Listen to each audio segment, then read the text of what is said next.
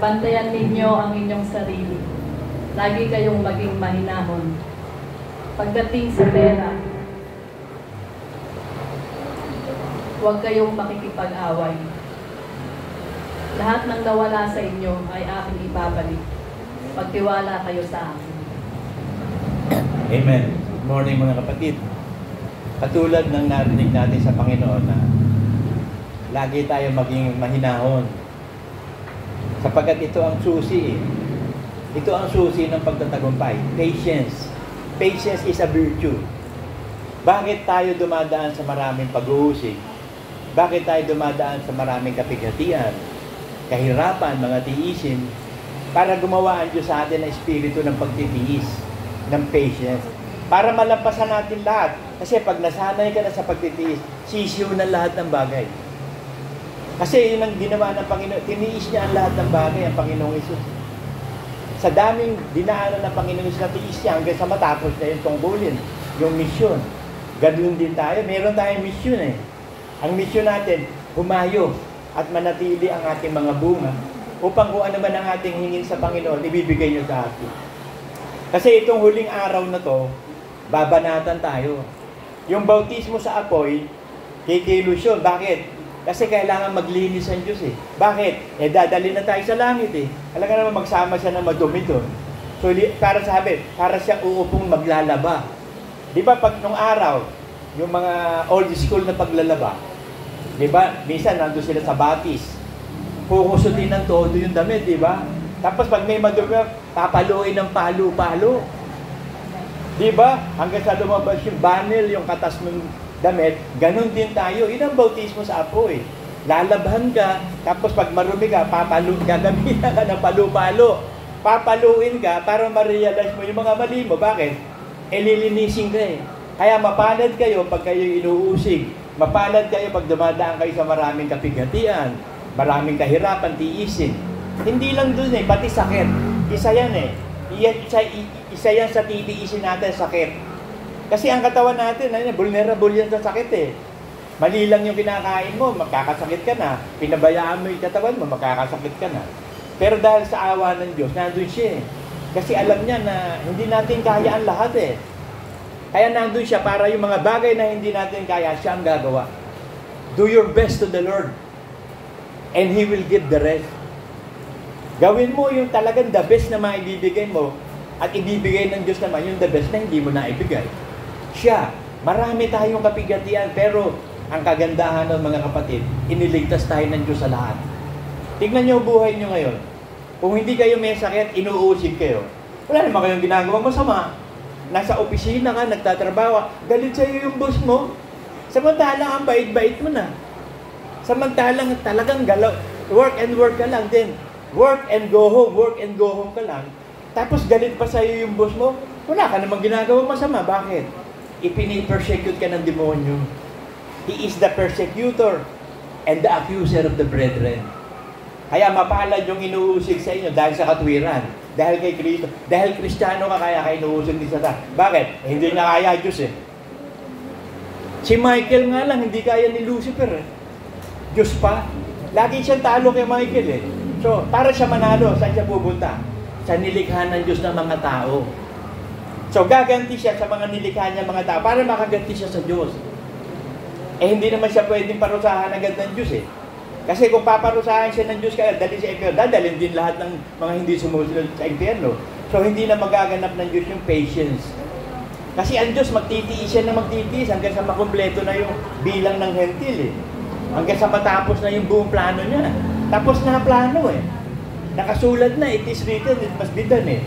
Sinusunod-sunod na lang natin ang mga sunod-sunod na pangyayari. Nasa revelation na tayo ngayon eh. So, unti-unti na natin mararanasan ang lahat ng mga signs of the coming of Christ. Pero bago dumating yun, maraming kapighatian. So, kailangan magtumibay ang ating kaluluwa. Bakit kailangan tumibay ang kaluluwa? Kasi yung ating pag-iisip, hindi siya mahinahon. Madali siya matigatig. Makarinig ka lang ng pangit na balita, natitigatig na isip mo eh. So, kailangan training tayo maging payapa. At sabi ng message kanina, maging mahinahon ang inyong pag-iisip. Paano? Practice. You have to practice peace. At kapag punong-puno na isipin mo, gamitin mo na yung paraan ng Diyos. Yung tinatawag na inhale, exhale. Alam niyo ba yung buntong hininga? Di ba ang buntong hininga? Yung inhale, exhale, dahil pagod ka na. Alam niyo ba yung buntong hininga na pag-alaman ng mga scientists at doktor, it is the cooling of the brain. Kapag pala ikaw ay bumubuntong hininga, naku-cool down ng brain mo. Eh di laki kang maging bumuntong hininga, ano yun? Inhale, exhale. Because if you inhale, there is life. And when you exhale, there is also life. When you breathe, there is life. And God is life. So breathe lang tayo mga hihinga ka lang, mabuhay ka lang. Mabuhay ka lang. Wala ka naman dapat nang intindihin pa eh. Manatili ka ng buhay na nagtataguyod ng kalooban ng Diyos. Siya na ang gagawa ng lahat ng bagay. Pinatitibay tayo ng Diyos sa mga ganyang paraan. Basahin natin yung pagpapatibay. Acts 14:22.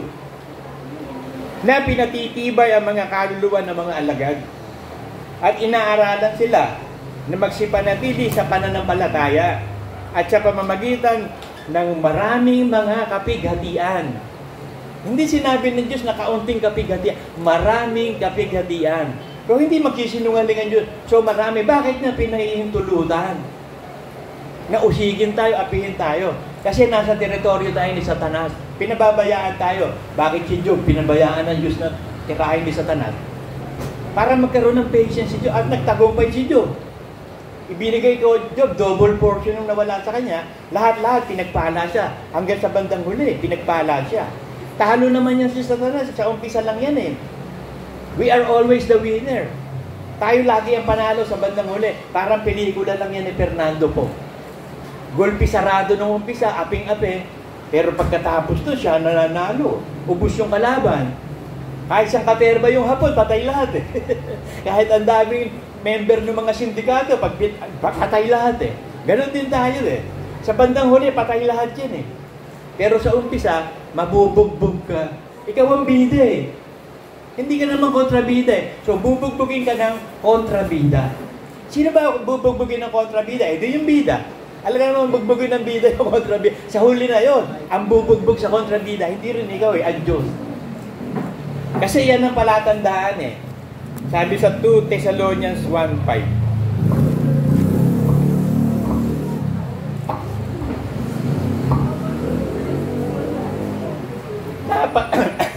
Pumipiyok pa parang binata.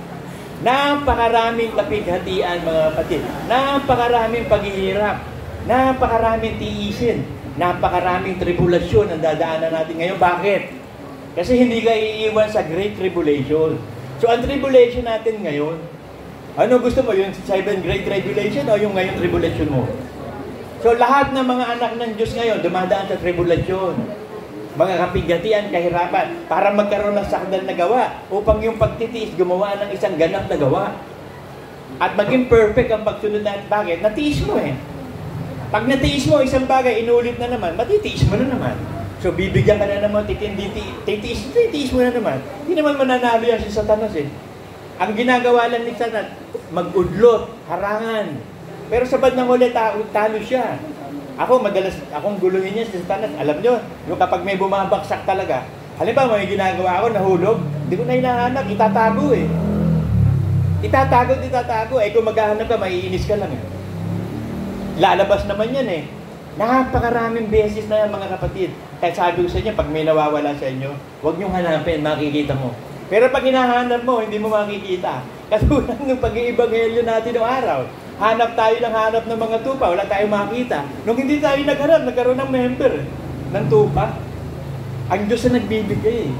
Ready lang tayo sa pagtanggap. At tayo naman mga tupa, natili naman tayo magpakabanal-banal. Kasi kapag ikaw inuusig na, gumadaan ka na sa maraming kapighatian, yun ang tanda ng pagpasok mo sa langit, at yung umuusig naman sa yun ang tanda ng pagpunta nila sa impyerno. Basahin natin ha. 2 Thessalonians 1:4-5. Ano ba't kami sa aming sarili nagkakapuri sa inyo sa mga iglesia ng Diyos dahil sa inyong pagtitiis at pananampalataya. Hindi lamang pananampalataya, pagtitiis din. So habang tayo sumasampalataya, dadaan tayo sa kahirapan para makapagtiis. Hindi lang pananampalataya. Ang mga demonyo sumasampalataya pero nakatiis ba? Hindi nga nakatiis si Lucifer eh. Lumantad yung tunay na kulay niya eh. Tayo hindi. Nasa atin ang Espiritu Santo at alam ng Diyos ang kahinaan natin. At hindi tayo pababayaan niya. Siya ang magtatapos at bubuhat ng krus natin araw-araw. Ano pat kami sa aming sarili, nagkakapuri sa inyo sa mga iglesia na dahil sa inyong pagtitiis at pananampalataya sa lahat ng mga pag-uusig sa inyo at sa mga kapighatiang inyong tinitiis. So inyong tinitiis, so ibig sabihin, titiisin talaga natin. Ang solusyon doon, tiisin mo dahil kaya mo. Binigyan ka ng bunga ng Espiritu ng mahabang pagtitiis. Bakit mahaba? Bakit? Mahaba din ang pag-uusig eh. Mahaba din ang kapighatian. Marami. Kaya mahabang pagtitiis binigay para magtagumpay tayo. Na isang tandang hayag. O yan, reveal ang tanda ha. Mayroong tandang inihayag ang Diyos ng matuwid na paghuhukom ng Diyos upang kayo ariing karapat-dapat sa kaharian ng Diyos na dahil dito nagbabata rin naman kayo. Lahat ng mga apostol, name it, sino sa mga apostol lang hindi inusig? Hindi nga lang recorded sa Bible yung iba. Yung iba recorded sa mga factual events, sa history. Pero wala kang makikitang anak ng Diyos na hindi inusig. Pag ikaw hindi ka inuusig, taga-sanlibutan ka. Sapagkat si Satanas, ang hari ng sanlibutan. Siya ang Diyos ng sanlibutan. Teritoryo niya to eh. So siya nag-ahari dito. Kaya niyang gawin kahit ano. Alipin niya lahat ng presidente. Lahat ng presidente, yung United Nations, yan ang tool niya eh. Yan ang ginagamit niya. Lahat ng presidente, hawak niya lahat yan. Kaya ang sinasabi ng Diyos sa atin, idalangin niyo yung namumuno sa inyong mga hari para makapamuhay kayo ng tahimik. Kaya lagi natin ipinagpipray every Thursday si Bongbong, lahat ng Supreme Court Justices, lahat ng namumuno sa bansa, na namuno ng wastong pamumbigilan sila ng karunungan. Para sa atin yun. Para makapamuhay tayo ng tahimik sa Pilipinas. Kasi lahat ng presidente hawak na ni Satanas eh. Ang hindi hawak ni Satanas, iglesia. Kaya inuusig niya ngayon, pinipersecute niya. Nilalagyan niya na kung ano-anong mga kapigatian. Payag naman ng Diyos. Okay lang. Tinamo ang Diyos, napakamatiisin. Mula sa walang hanggan, nakaupo lang. Ikaw nga, magtiis ka nga na nakaupo lang. Lalo na kung laboy ka. Gala ka ng gala. Tapos pauupi ka, walang tayuan. Tingnan mo nga, kung makakaupo ka dyan na walang tayo, ang Ama. Hanggang sa ibinigyan niya ang lahat ng paghahari kay Kristo. Si Kristo tumayo pa nga, sinilid si Stephen eh. Pero ang Ama, wala akong mabasa sa Bible na tumayo eh. Mula sa walang pasimula, siya ang Diyos na nakaupo sa kanyang trono. Walang pwedeng maupo doon. So para makaupo di tayo kasama ni Kristo, magtiis tayo mga kapatid. Sabi sa Psalm 37:7.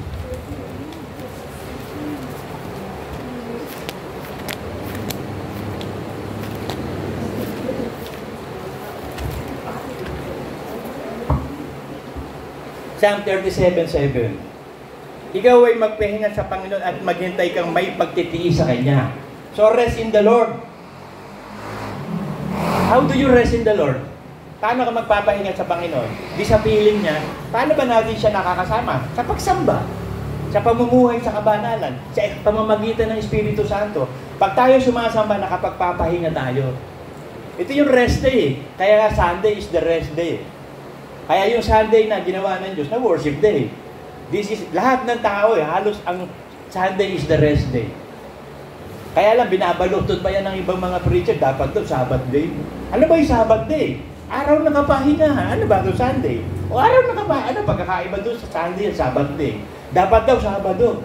Kaya may Sabadista. Pinipilit nila yung gusto nila, hindi ganun eh. Meron pa nga isang Sabbath na gagawin ng Diyos, sabi. Pakitapat mo nga sa akin. Kaya pala ako, pawis na pawis. Wala sa ano yun. Oh, salamat. So, tuloy natin to. Sabi ng Romans 12:12 ang ganito.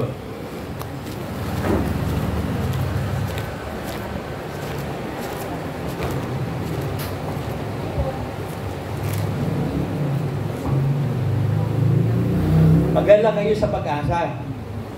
Magmatiisin kayo sa kapighatian. Magmatiyagain kayo sa panalangin. Alam mo, ang susi, panalangin. Napakabisa ng panalangin, mga kapatid. Kaya alam nyo, kaya ako na-stroke para maging mapanalangin. Kaya napakabisa kasi talagang wala kang gagawin na hindi mo ipagpe-pray. Yun pa naman ang gustong-gusto ng Diyos, yung maging Diyos siya sa iyo. Kasi Diyos nga siya, pero hindi natin siya nagiging Diyos. Bakit? Umaasa ka pa rin sa sarili mong kakayanan. Iasa mo sa Diyos, surrender all. Kasi sabi, mapalad, yung walang ibang inaasahan kundi ang Diyos. Kaya ako napilay, si Jacob. Kaya si Job, talagang binagyan ng gano'n, para umasa lang siya sa Diyos. Hindi nagsalita si Job ng masama laban sa Diyos. Puro papuri pa ginawa ni Job. Si David, wala namang ginawang masama, inuusig siya. Pero nakabuo siya ng salmos, ang katerbang awit.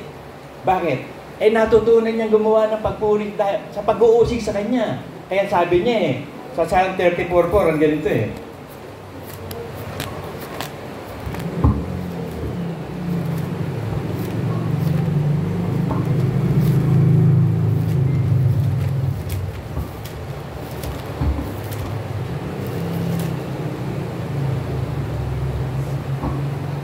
Aking hinanap ang Panginoon at sinagot niya ako at iniligtas niya ako sa lahat ng aking mga katakutan.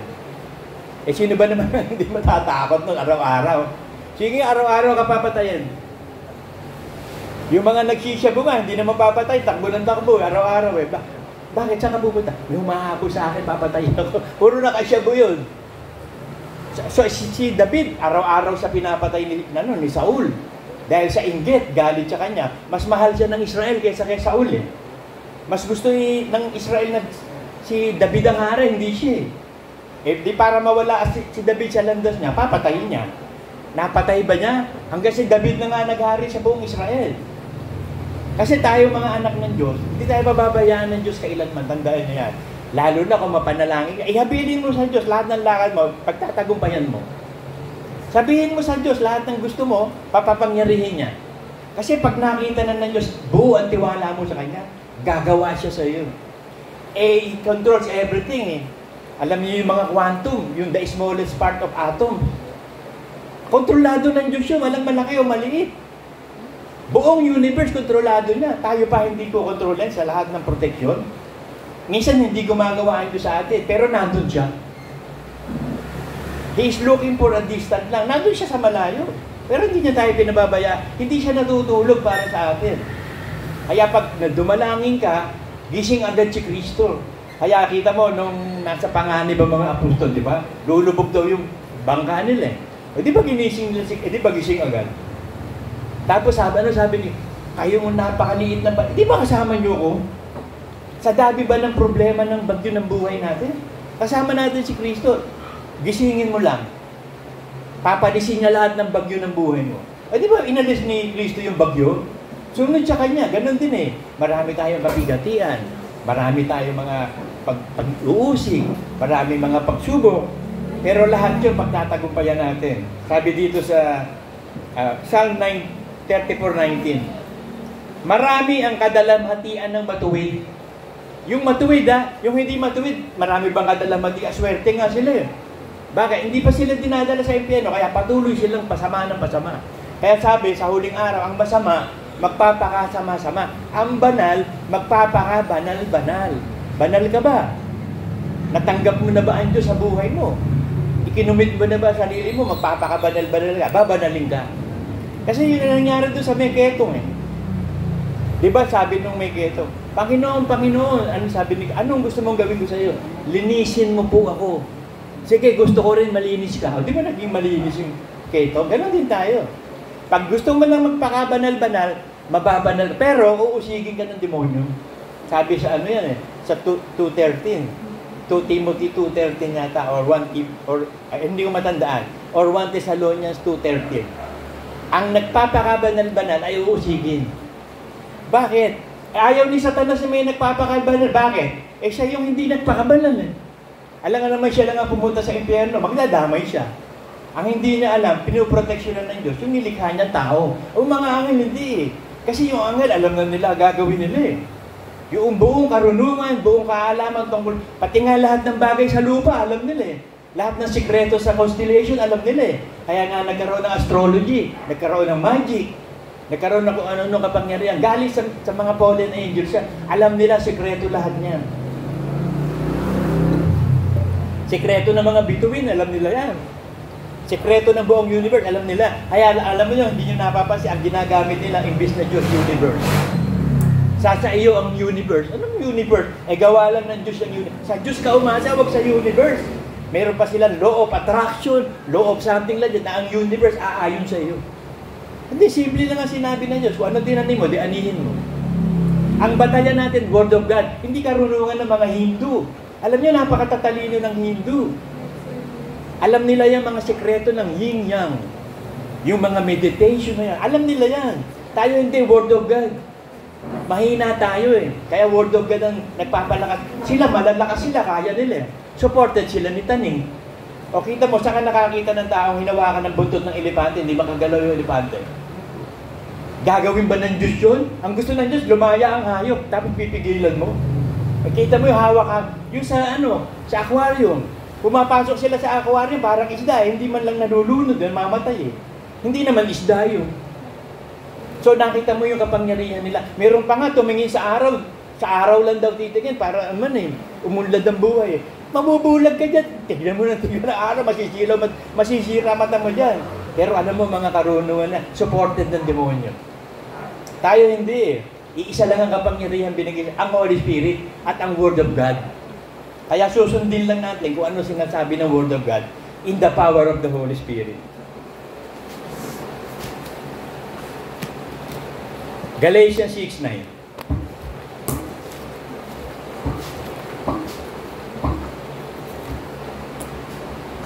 Ako na ako. Hindi rin nakatapat. Ang init eh. Hindi ako sanay sa ATM. Panlangit tayo eh. Doon sa langit, ano yun eh. Malamig doon, tsaka swabe panahon doon. Sa ATM, puro initan na, puro apoy na.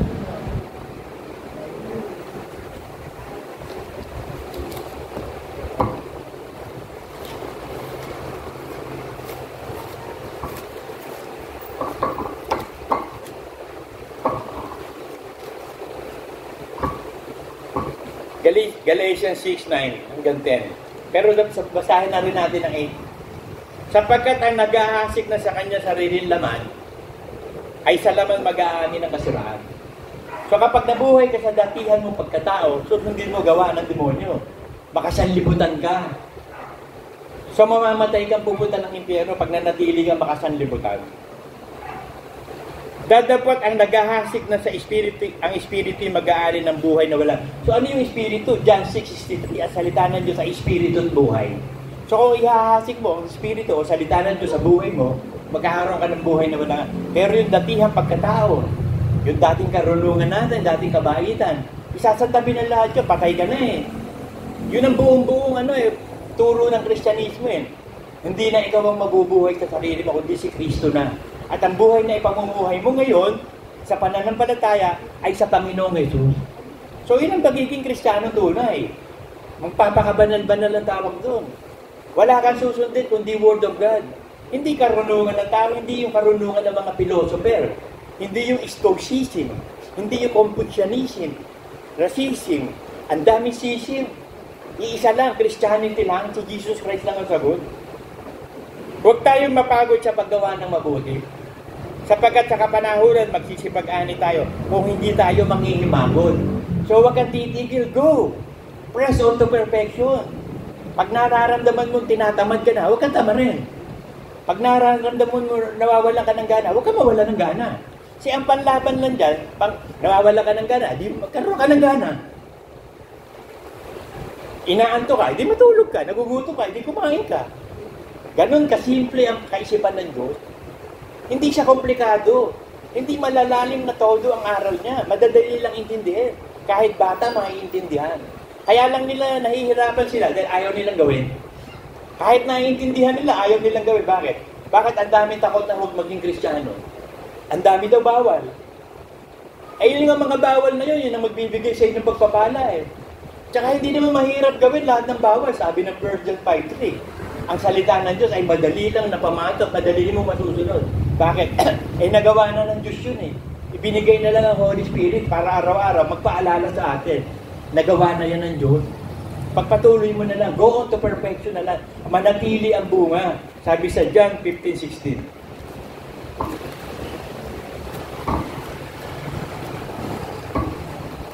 Ako'y hindi ninyo hinirang. Ngunit kayo hinirang ko. Bakit tayo hinirang ng Diyos? Hindi daw natin siya. Bakit? Alam niya eh. Binigyan ng free will ang mga anghel at lahat ng taong nilikha niya. So para malaman ng Diyos kung sino yung tatanggap na sa Kanya nang magpapakabanal-banal talaga. So nalaman ng Diyos kung sino yung tunay na anak niya, inilagay niya sa aklat ng buhay. Sigurado yun. Mabubura lang yun kung hindi ka susunod sa Kanya. Alam mo na, nasa aklat ka ng buhay, pagpapayag ka pa magbura. Di pagpatuloy mo na yung pananampalataya, parang sigurado sa langit. Huwag kang sumampalataya na walang kabuluhan. Tulad ng demonyo. Walang kabuluhan yung faith ni Lucifer. Bakit? Hindi naging matiisin eh. Sumuway eh. Bumigay eh. Lumaban pa. Kaya nagkaroon ng kontrabida ang Diyos. Kaya huwag kayong magtaka kung bakit ang daming kontrabida. Sa langit na nga, nag-aari ang amay. May kontrabida pa eh. Dito pa sa mundo, kaya kakawawain ka sa mundo, tanggapin mo na, kakawawain ka dito. Baluarte nga ni Satanas to eh. Lahat halos ng tao, alipore si Satanas eh. Ang kakampin lang natin dito, kapwa nating Kristiyano. Yung mga Kristiyano kuno, hindi natin alam yun, kung kakampi natin yun. Kaya sabi ng Diyos eh, yung hindi laban sa atin, hindi kakampi natin, pero yung magsasalita ng laban sa atin, kalaban natin. So hindi mo pa rin alam yung mga Kristiyano na yan. Pag may nalaman mga Kristiyano, hindi natin alam yan kung totoo yan. Ang gawin mo, magpakatotoo sa sarili mo, peki man yan o hindi, wala tayong pakialam. Ngayon, malalaman natin totoo yan, sasangayo sa Biblia yan. Yung aral na itinuturo natin, hindi nila kukontrahin. Ano yan, kakampi. Kakampi yan. Pag kumontra, kaawa yan. Kung kayo'y kinapupuotan ng sanlibot at inyong talasas na ako muna ang kinapuotan bago kayo. Kaya huwag kang magtaka. Ba't ka kinapupuotan ng sanlibot? Anak ng demonyo yan eh. Alam nga namang alagaan ka ng anak ng demonyo. Kahit nga nanay mo, tatay mo, kapatid mo, pag anak ng demonyo, kalabang ka eh. Kaya sabi ni Cristo, hindi ako nagdala ng kapayapaan sa lupa. Kung hindi magkakaroon ng away, tulig saan ang ama sa anak, ang anak sa ina, sa tatay, sa mga kapatid. Bakit? Yung mga anak ng diablo natin, hindi tatanggap kay Cristo, ay ikaw na na kay Cristo, aawayin ka niyan. Ano magiging resulta? Awayan niyan. Labanan niya ng mga pananampalataya. Kaya hindi ka tahimikan eh. Kasi kailangan mangyari yun para maitanyag ang pananampalataya. Kailangan matutunan natin ang pananampalataya. Pagtibayin mo faith sa iyo, maging matatag ka, maging matibay. Fight a good fight of faith. Ang gagawin mo lang naman, magtiwala sa Diyos eh. Kasi pag nagtiwala, halimbawa, ilagay mo sarili mo sa Diyos ka, nakikita mo yung anak mo, nagtitiwala ng lubos sa iyo. Di ba gagawin mo lahat? Kasi nagtitiwala sa iyo yun. So, lagi tayong pupwesto sa, halimbawa, mga tao. Meron mga taong nakikita mo gano'n. Lagi ka pupwesto sa pwesto nila. Para maramdaman mo, ma-realize mo, ano kaya ang pakiramdam ng ganito? Yung mga nangungutang na walang mautangan, ako nga pupwesto sa kanila. Ako, makakaawa pala. Nangungutang ako. So, yung nangungutang, pautangin mo. Kasi meron kang empathy, tsaka compassion. Nararamdaman mo yung suffering nila. Gusto mo makibahagi sa suffering nila. Ganun ang gusto ng Diyos eh. Hindi lang yung naaawa ka, wala kang magagawin tulong. Pag naaawa ka, tulungan mo. Yung mga pulubi sa labas, naaawa ka, di bigyan mo. Yung lumalapit sa iyo, di bigyan mo. Kahit magkano, ibigay mo, basta bigyan mo. Yung nangungutang sa iyo, pautangin mo, kahit hindi magbayad. Yung kaya mong ipautang lang. Para pag hindi nagbayad, hindi masyadong masakit. Ganun ang buhay eh. Word of God ang batayan natin. Huwag kang babatay sa karunungan mo at katabinuhan mo. Patay ka na eh. Yun ang essence ng Kristiyanyo. You are dead to self. Kaya sabi, if anyone who wishes to follow me, let him deny himself, take up the cross, and follow me. Kasi hindi ka makakasunod sa Diyos kapag hindi ka mamamatay sa dating pagkatao. Kasi ang makakasunod lang sa Diyos, yung bago. So alam ng Diyos na hindi makakasunod yung dati. Ano ginawa niya? Di born again. Isisilang ka sa isang bagong pagkatao sa salita ng Diyos na hindi na mamamatay. Kasi walang solusyon eh. Walang solusyon sa tao. Kaya ang ginawa ng Diyos, iniligtas niya ang tao sa pamamagitan ni Kristo. Imbis na tayo magbayad, na tayo papako si Kristo na, inako na ni Kristo lahat na ibinilang siyang may kasalanan na walang kasalanan. So solved na. Pinalaya na tayo sa kadiliman, sa kasalanan. So mabubuhay ka na sa kabanalan. So ganito, para simple, inalis ka sa Kumunoy. Hindi pwede ka na maglakad. Babalik ka ba sa Kumunoy?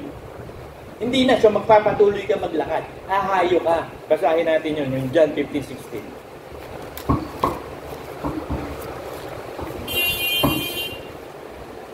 Ako'y hindi ninyo hinirang, ngunit kayo hinirang ko at akin kayong inihalal upang kayo magsiyaon at magsipagbunga. So mag-mature. Di ba yung mga halaman na petal pa lang, yung buto, lumabas, may 2 petal. Di ba? Tapos lalaki yung puno na yun hanggang sa magkakaroon ng bunga. Di ba proseso? So magkakaroon ng bunga yun. Ngayon, kailangan manatili yung bunga. Nung una, sanggol tayo. Naging binatilyo, dalaginding, binata, dalaga. Nagmamature tayo na ibinigay sa atin yung espiritu ng bunga ng espiritu. Ang pag-ibig, kapayapaan, kagalakan, pagpapahinuhod, katiyaga, mahabang pagtitiis, pananampalataya, at self-control. Ang huling-huli, self-control. Kasi kahit huling-huli yun, alam mo, yun ang mabisa eh. Yung self-control. Kasi lahat ng bagay, pag walang self-control, makakasama. So, lagi lang tayo nasa moderation. Yun na sabi ni David eh, Ama, huwag mo po akong gawing napakayaman. Baka pag mayaman na ako, makalimutan na kita. Huwag mo naman akong gawing dukha. Baka pag ako'y dukha, gumawa naman ako ng kasalanan. Ilagay mo po ako sa moderation. Yung katamtaman lang. So, hindi natin kailangan maging mayaman na mayaman o mahirap na mahirap. Nasa moderation tayo. Nasa, nandun tayo sa lugar ng abundant life. Ang abundant life kasi, na-experience mo yung binigay ng Diyos. Halimbawa, binigyan ka ng pera ng Diyos, pag nag-iga po naghandog ka, nabili mo yung lahat ng kailangan, nabayaran mo yung bills, may pera ka pa, para sa iyo na yan. Gamitin mo na yan kasama ng anak mo, mga asawa at mga kapatid mo, anay mo, kumaisa, pagpalain mo sila, gastusin mo yung pera. Ba't kailangan mo tipirin ang buhay mo? Huwag mo titipirin ang sarili mo kasi buhay mo yan eh. Ngayon ka lang mabubuhay. Yung iba, ang tipid-tipid, ipon ng ipon. Nung pala magkakasakit na, ubos din lang ng ipon. So, live for today. Hindi mo alam ang bukas eh. Mabuhay ka ngayon. Pag may pera ka ngayon, gawin mo yung gagawin mo ngayon. Huwag yung kahapon, tapos na yun eh. Kasi pag inisip mo yung kahapon, sisisihin mo sarili mo. Pag inisip mo yung future, matatakot ka. So ngayon lang, mabuhay ka lang ngayon. Live for today. Sabi ng Diyos, hayaan mo yung bukas para sa buhay. Let the tomorrow worry for tomorrow. Mabuhay ka ngayon na parang bata. Ano yung parang bata? Hindi problematic. Tingnan mo yung mga bata, ang sigla-siglang nila, tingnan mo yung bagong bigay ng Diyos sa amin na tuta, si Banaya. Paglabas doon, ang sigla-sigla noon. Binigyan kami ng bagong member ng family. Sabi ko nga, dumadami ako ko eh. May apo na naman ako. Si Banaya. Matindi yan, Belgian Malinois yan, Malinois. Pronounce nun, Malinois.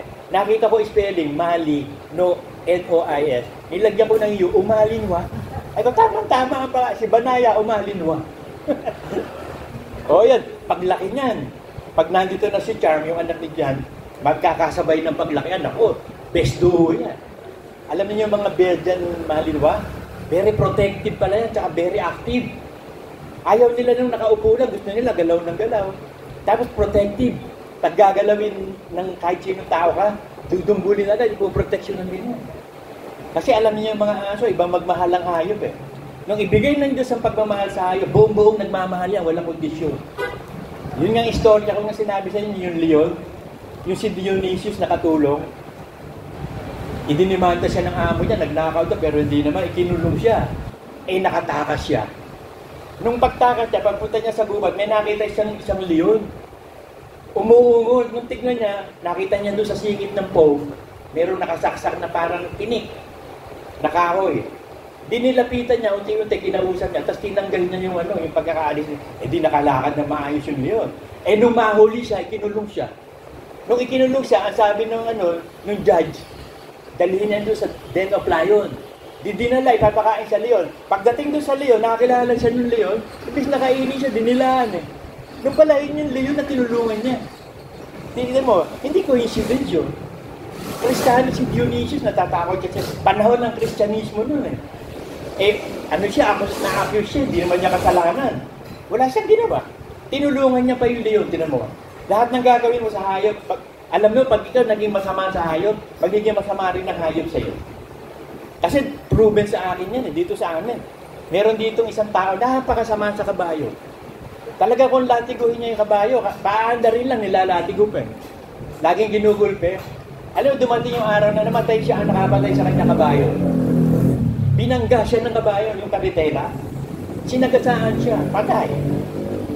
So kung ano yung tinanim mo, anihin mo eh. Hindi, kaya magtanim ka na ng mabuti, para umani ka ng mabuti. Kaya sabi dito, humayo kayo eh. At manatilian yung, at kung ano man ang inyong hingi sa Ama, sa aking pangalan, maibibigay sa inyo. Kasi ito na yung huling araw eh. Ito na yung pagtatapos, graduation eh.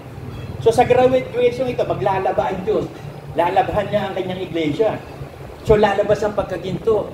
Paano ba lumalabas ang pagkaginto? Di ba sa apoy? Kaya bautismo sa apoy. Sino sa atin ang ginto? Dadaan ka sa apoy. Aalisin yung lahat ng chemicals sa iyo. Yung mga mercury, yung mga iba, sulfur, lahat ng chemicals sa ginto, aalisin yan. So matitira ka isang purong-purong ginto, pure gold. Katulad ng pure gold dun sa langit. Yung pure gold dun, tapakan lang natin yun. Pero dito sa lupa, maging pure gold ka na, ibig sabihin, ginto ka talaga ba? Nalinis ka sa lahat ng kasamaan. You are being born again. At ang sino man nakipag-isa kayo dito, isang bago ng nilalang. So mabubuhay ka na sa bagong pagkatao, mga kapatid. Amen.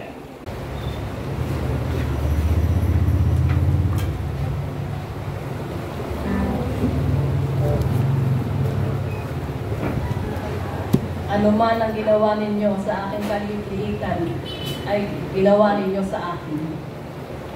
Magpanalahinan kayo, magpaalalahanan, at mag-igang kayo sa isa't isa.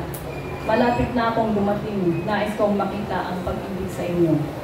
Kung sino man sa inyo ang walang kasalanan, siya ang unang pumukol ng bato sa inyong kapatid.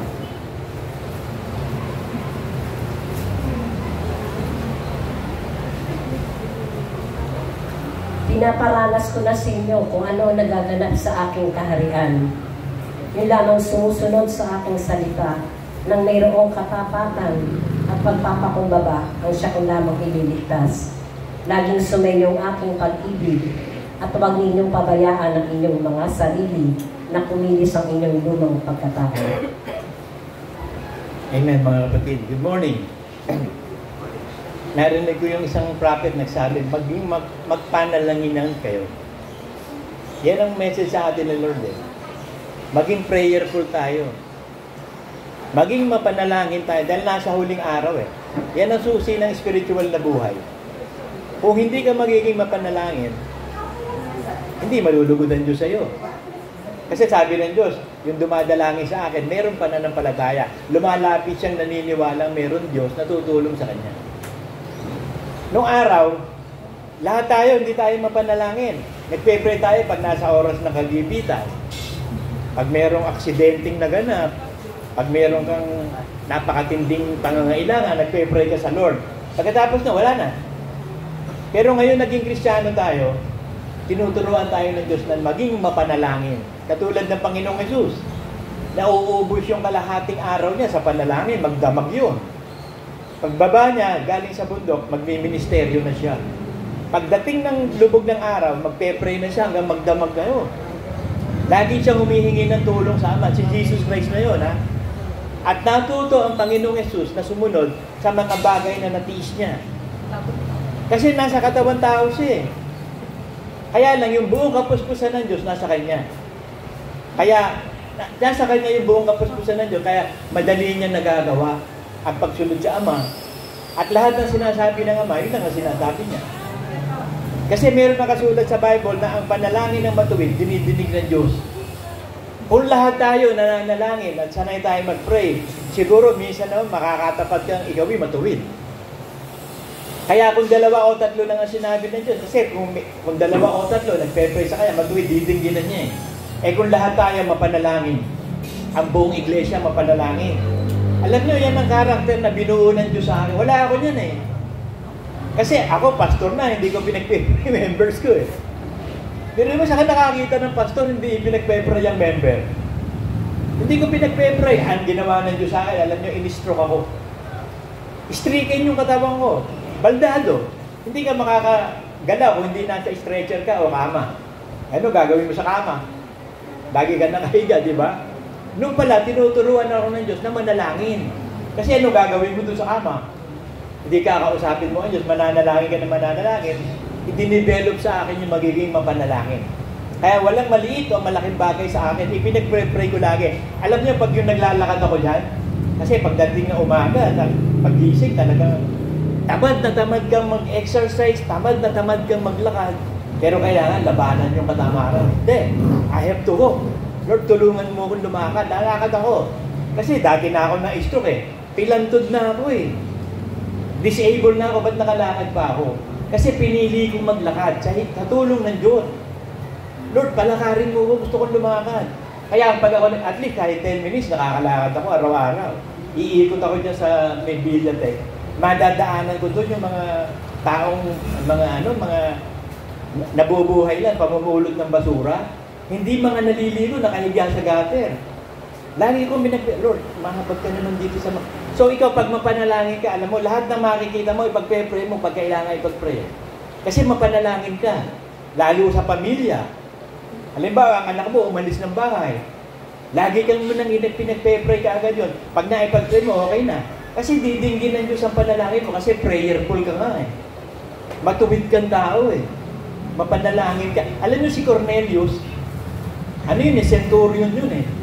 Nakita ng Diyos, mapanalangin siya, mahabagin, nagpapakabalal-badal. Sinugo si Pedro para sa kanya, para maging Kristiyano. At nagpakita ang anghel din kay Cornelius. Nasabi, papuntahin mo yung tauhan doon sa lugar ng hanapin mo si Simon Peter. Si Simon Peter naman, yun din ang message ng Lord sa kanya. Kaya talagang perfect na perfect yung timing eh. Naging Kristiyano si Cornelius, pati lahat ng buong sambahan niya, pati mga sundalong under niya, iba. Tapos po sila ng Espiritu Santo, nagsalita sila sa iba't ibang wika. Pag nakita ng Diyos na mapanalangin ka, ikaw ang pinakamabisang instrumento ng Diyos. Yung mapanalangin. Kasi pag mapanalangin ka, ibig sabihin, wala ka inaasahan, hindi ang Diyos. Kaya nung maestro ko, mga kapatid, alam nyo, kahit hanggang ngayon, pag umiihi ako, umiibak ako, nagpe-pray pa ako. Lord, paihiin mo po ako, paibakin mo po ako. Lord, palakarin mo ko dito. Lord, idikit mo ko sa linya, huwag ka kumabangga ng tricycle. Sa awa ng Diyos, lagi naman nakakabalik ako, mga 10 minutes, nakakapaglakad ako. Pag uwi ko dito, makakapag-i-stretching pa ako, makakapag-exercise pa ako. Tapos makakagawa pa ako ng kasuka-suka juice ko. Yung sarili kong ingredients na kasuka-suka juice. Yun ang nagpapalakas sa akin, through prayers. Kasi lahat ng gagawin mo, ihahabilin mo sa Diyos, gagampanan niya eh. Sinasabi ng Bible, ihabilin mo sa akin ang iyong lakad at papapangyarihin ko. Sapagkat ang panalangin ng matuwid, dinidinig ng Diyos. James 5:16. Magpahayagan nga kayo sa isa't isa ng inyong mga kasalanan at ipanalangin ng isa't isa ang iba upang kayo magsigaling. Malaki ang nagagawa ng maningas na panalangin ng taong matuwid. Kahit ano pa sakit nun, kahit cancer pa yun o ano man, ipag-pray mo. Walang imposible sa Diyos. Pag dinil-egot matuwid ka, dinidinggin ng Diyos yun. Eh ilan tayo? Ang dami natin ah. Halos 30 tayo. 30 ba? Bigyan na lang. O 22 pa. Marami na tayo. 2 or 3 nga lang, hanap ng Diyos, okay na eh. Sobra pa tayo sa 2 and 3. Ang hinahanap niya, maging mapanalangin. Pray to one another at manalangin kayo ng lahat ng uri ng panalangin.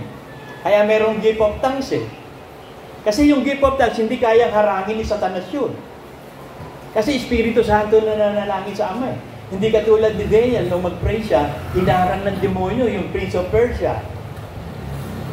Hinarang ni Satanas yung prayer niya, kaya na-delay ng 21 days. Ngayon, isinugo si Gabriel para tulungan. Kaso hindi na kaya ni Gabriel. Isinugo si Michael. Doon talo na si Lucifer. Kasi napakalakas ni Michael. Yan ang talagang panlaban ng Diyos kay Satanas eh. Kaya sa tribulation period, ibabaksak na ni Michael si Lucifer dito sa earth eh. Ipoposes niya ngayon yung Antichrist. Kasi konting-konti na lang ang panahon ni Satanas eh. Kaya ito nagwawala eh.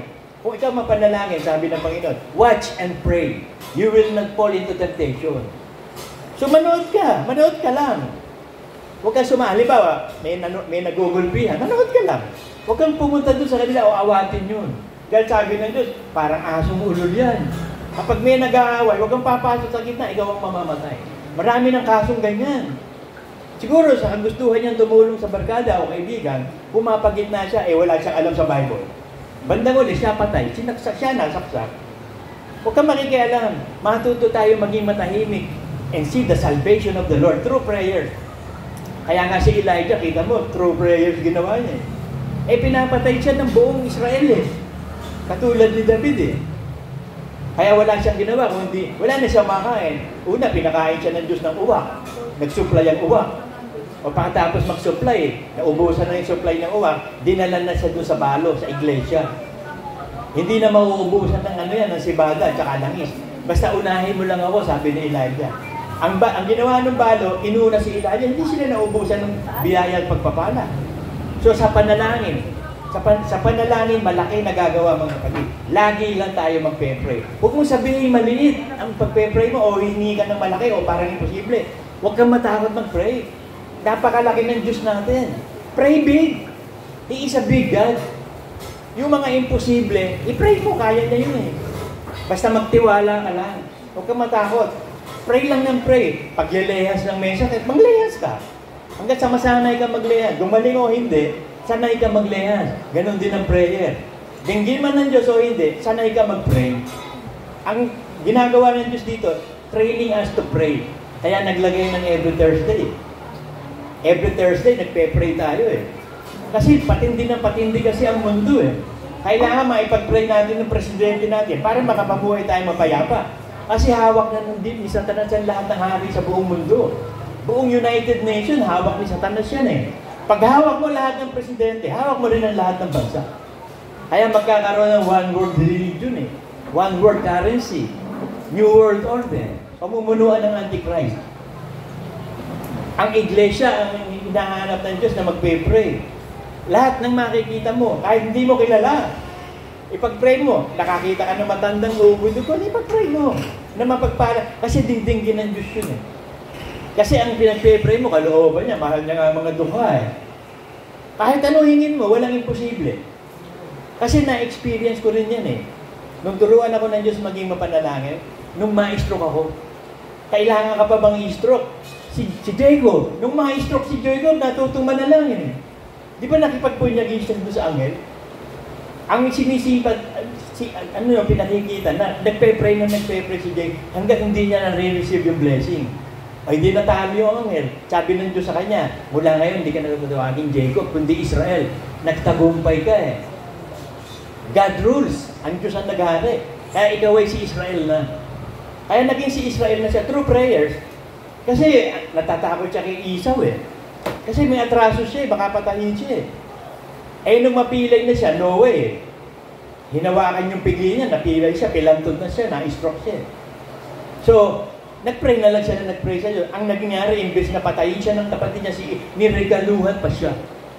Kasi may offering din si Jacob sa kay Esau Maraming hayop na offering. Yung pala siya pa rin ang ang bibigyan ni Esau, kinanyo. Dahil sa pagiging mapanalangin ni Jacob, pinagpala, imbis na si Jacob ay gagantihan, pinagpala pa siya nung gaganti sa kanya. Pero ipinilit din ni Jacob na tanggapin, kasi nga may atraso. So, yun ang susi, mga kapatid, maging mapanalangin. You watch and pray. Manonood ka lang naman Kasi pag sumama ka, madadamay ka dyan. Halimbawa, nanonood ka ng soap opera. Napapanood mo, yung bida, gustong-gusto mo, inaapi lagi. Ikaw naman umiiyak, ba't sumasama ka doon? Nanonood ka, sumama doon sa drama. Drama yun, sumama ka. Mahina ang emotion mo. Hindi mo kontrolado. Manood ka lang, ang Diyos tinan niya, nanonood lang. May emotion ba siya sa panonood? Wala. Tinutunghayan niya lang ang mabuti at masama sa lupa. Bibigay niya yung emotion niya pag oras na. Yung tinatawag na wrath of God, yung galit ng Diyos. Yung emotion ng Diyos, may araw yun Kaya there is time for everything. Kaya ang buhay natin, weather. Winter, spring, summer, or fall. Iginaya ng Diyos sa season sa season, ginaya buhay natin. Weather. Hindi naman laging winter ang buhay natin. Lagi ba nag-i-yellow buhay mo? Hindi naman eh. Mag-aaraw din, meron summer. Hindi naman lagi summer. Mag-ano ka, meron fall eh. Meron din magdadating sa buhay natin na fall. Magbabaksakan din. Magkakagastos tayo. Magkakaproblema tayo. Pero in everything, give thanks for this is the will of God. Huwag kang magpe-pray. Lagi kang magpe-pray. Kasi alam nyo, walang masamang nangyayari sa atin. Bakit? Di ba sabi sa Romans 8:28? Sa ikabubuti na umiibig sa Diyos, sa ikabubuti, masama man o mabuti. O kita mo, tinan mo yung word na yon. Masama man o mabuti nangyari sa ikabubuti, asan na masama doon? Asan na masama doon? Halimbawa, na-stroke ako, tingin mo masama di ba? Bakit nakabuti sa akin? Hindi walang masama sa stroke. Kaya pag ano nangyari sa iyo, tanggapin mo na, love, accept all things, and you can endure all things. Fight a good fight of faith. Huwag kang titigil ng pananampalataya, hindi ka kalulugdan ng Diyos. Sabi sa Hebrews 10,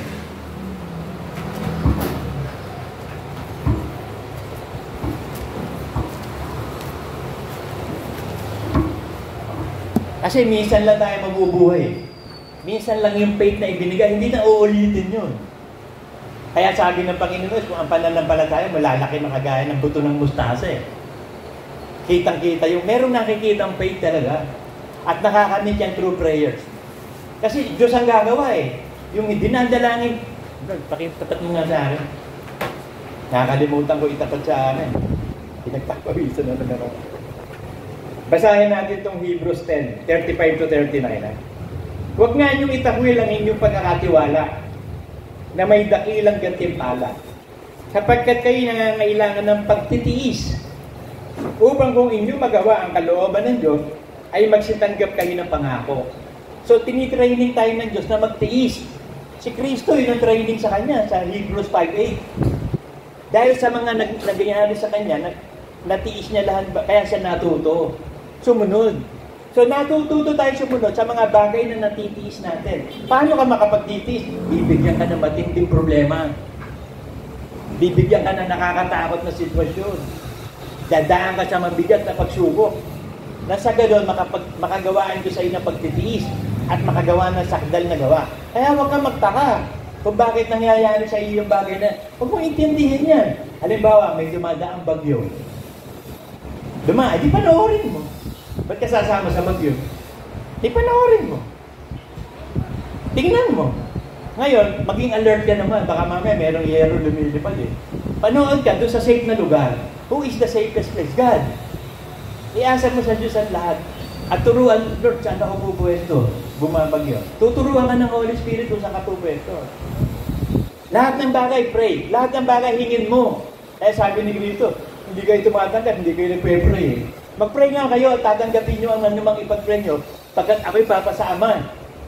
At gaganapin ng Ama lahat ng prayer. Through me. Kaya nga natapos na ni Cristo ang landasin eh. Kung sumatomes na. Binigay na sa Kanya ang lahat ng kapangyarihan sa langit at sa lupa.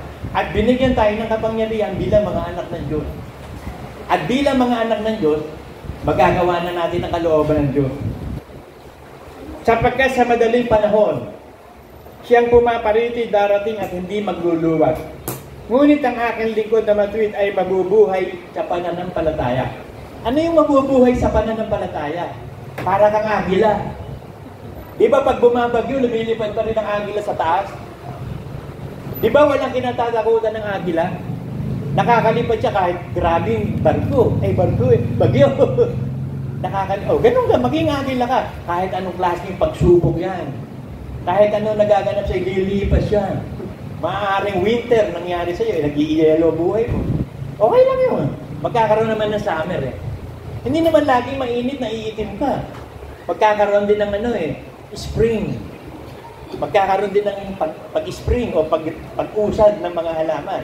Pero mayroong fall sa buhay natin. Hindi naman laging ikaw talagang masaya buhay mo. Maglulungkot ka rin. Hindi naman laging maraming pera ka.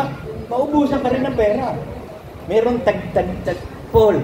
Merong taglagas ang buhay. Panoorin mo lang. Huwag kang sumama. Halimbawa, may nag-ihurumin tayo dito.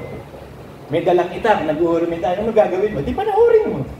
huwag kang lumapit. Huwag kang sumama. Pag sumama ka, ikaw ang tagain niya. Akala mo kung sino ka, tagain ka na. Manonood lang tayo.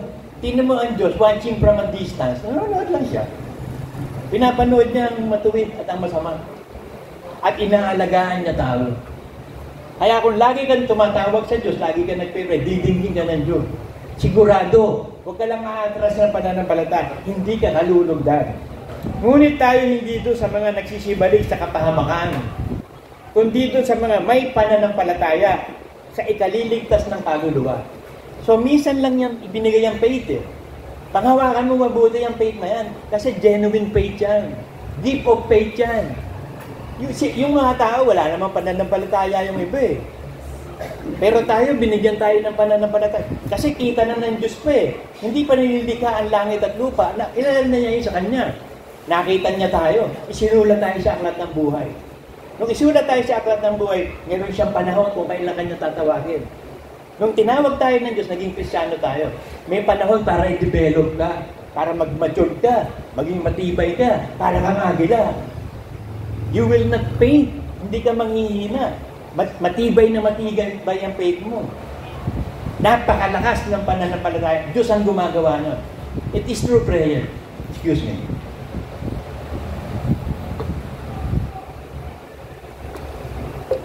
Alam niyo nung araw, pinapagalitan ako ng nanay ko.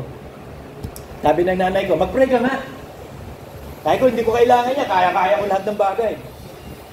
Hindi ako nagpe-pray nung unbeliever ako. Sabi ng nanay ko, mag-pray ka nga, hindi ka nagpe-pray. Eh ngayon, pwede ko sabihin sa patay na nanay. Ikaw kaya, nag-pray ka kaya ng tamang prayer. Galit na galit siya nung araw sa akin eh. Hindi daw ako nagpe-pray. Eh nung hindi niya alam, nung maging Kristiyano ako yung talaga prayerful.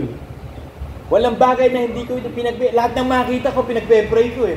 Yung walang kakwenta-kwentang bagay, pinagpe-pray ko yun. Eh lalo na yung higit na bagay.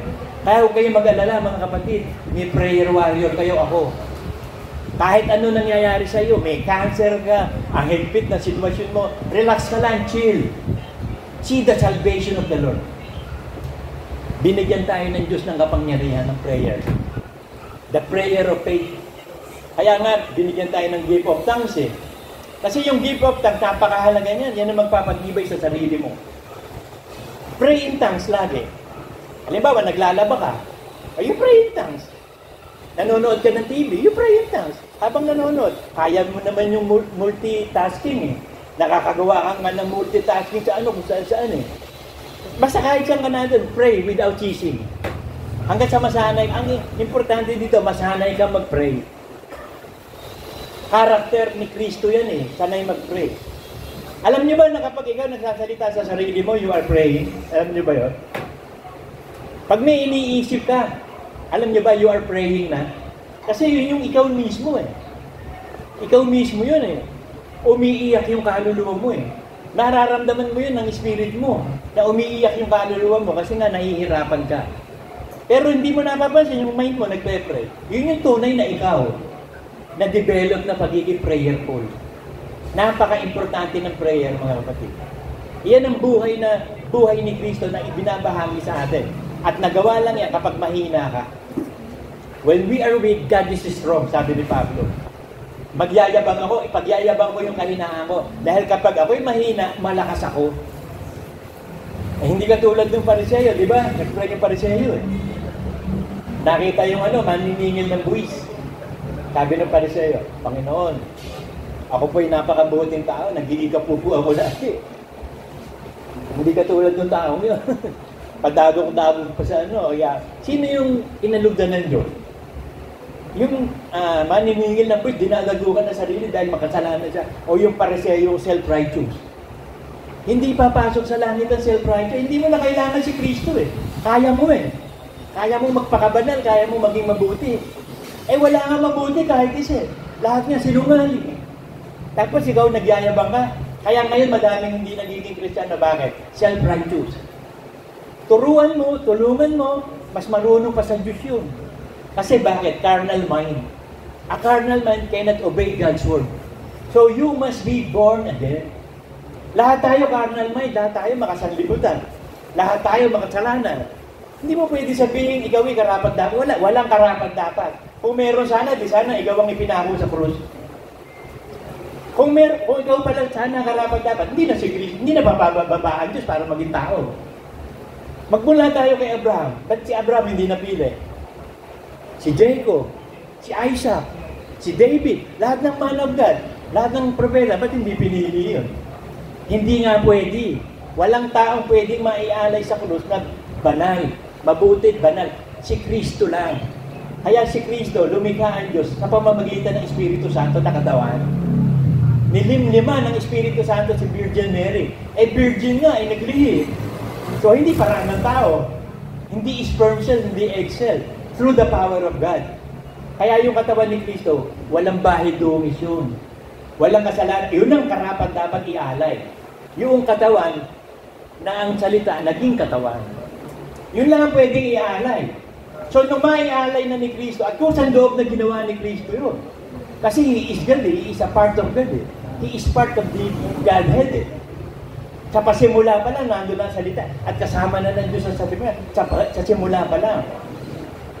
So, nung maging tao si Kristo, doon, pinapatay pa rin siya ni Satanas. Kasi sanggol pa lang, pinapatay na hindi pwede patayin, kailangan lumaki. Kasi hindi, maipapakoy mo ba sa krus yung sanggol? Anong malay mo sa kasalanan? Anong malay mo sa katwiran? Tanga talaga yung Lucifer Sanggol pa lang si Kristo, pinapapatay na Pero akala niya, nagtagumpay siya nung malaki. Hindi niya alam, sabi ni Kristo, I commit my spirit, God, consumatum est. Late na si Satanas. Huli ka na, Satanas, tapos na. Tapos na yung istorya, tapos na boxing, talo ka na. Kaya nga bumaba siya sa kalaliman, ipinreach niya, talo na si Satanas. Nakanker niya yung kamatayan Excuse me. Kaya sabi, ang lahat ay sasamba kay Kristo sa ilalim ng lupa, sa lupa at sa langit. Yung mga nasa langit na mga anak ng Diyos, nagsasabi ng Jesus Christ is Lord. Tayong nandito sa lupa ng mga buhay. At yung mga nandito sa ilalim ng lupa ng mga suwail na espiritu, sinasabi din nun that Jesus Christ is Lord. Lahat ng may dila magsasabi na si Jesus. Lahat ng may dila, aso, si Banaya, magsasalita yan, Jesus is Lord, may dila yan Sabi ng Diyos all shall confess that Jesus Christ is, lahat ng may dila. Yung bang isda may dila? May dila ba? Hindi ko napapansin ng dila. Minsan nga, checking ko isda. Ngipin lang nakikita lang. May dila ba isda? Okay, lapo-lapo lang. Okay, basta lahat ng may dila, magsasabi si Jesus Christ and Lord. Jesus Christ is Lord. At tagumpay na Kakita mo nung ilipat ni Kristo yung mga demonyo doon sa baboy. Di ba sabi nung natin ng mga legion, dadalhin mo na ba kami doon? Hahatulan na ba? Pwede ba doon kami sa baboy? So alam nila kilala nila si Kristo Kilala ng demonyo si Kristo at kilala ng demonyo ang may Espiritu Santo. Alam niyo ba na napakataas ng aura natin o yung spirit natin sa iba? Hindi niyo napapansin niyo pag napupunta kayo sa ibang tao, napakagalang sa inyo. Pero usigin kayo nun, yung magalang na yun. Kasi yung spirit nila, hindi kaya yung spirit natin Natatandaan ko yan sa assessor nun Nagkakagulo sa assessor. Dumating ako. Sabi ko payroll ba yan? Saan yung page 2 ko? Page 2. Maya-maya sabi nung natin, walang kukontra sa inyo, may kumukontra sa inyo. Sabi ko yun? Meron daw kumukontra sa inyo. Ba't yan? Manghuhula. Ibig sabihin, nadidiscern ng demonyo yung spirit mo. Huwag daw kukontra. Ibig sabihin, nakukontra siya ng spirit na sa akin. Hindi niya kaya yung spirito na sa akin.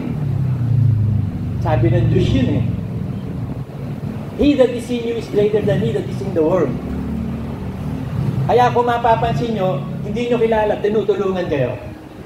Maraming beses na ako dyan. Hindi ko kilala, tinutulungan ako. Tingnan nyo, hindi lang ako matulungin ng Pilipino.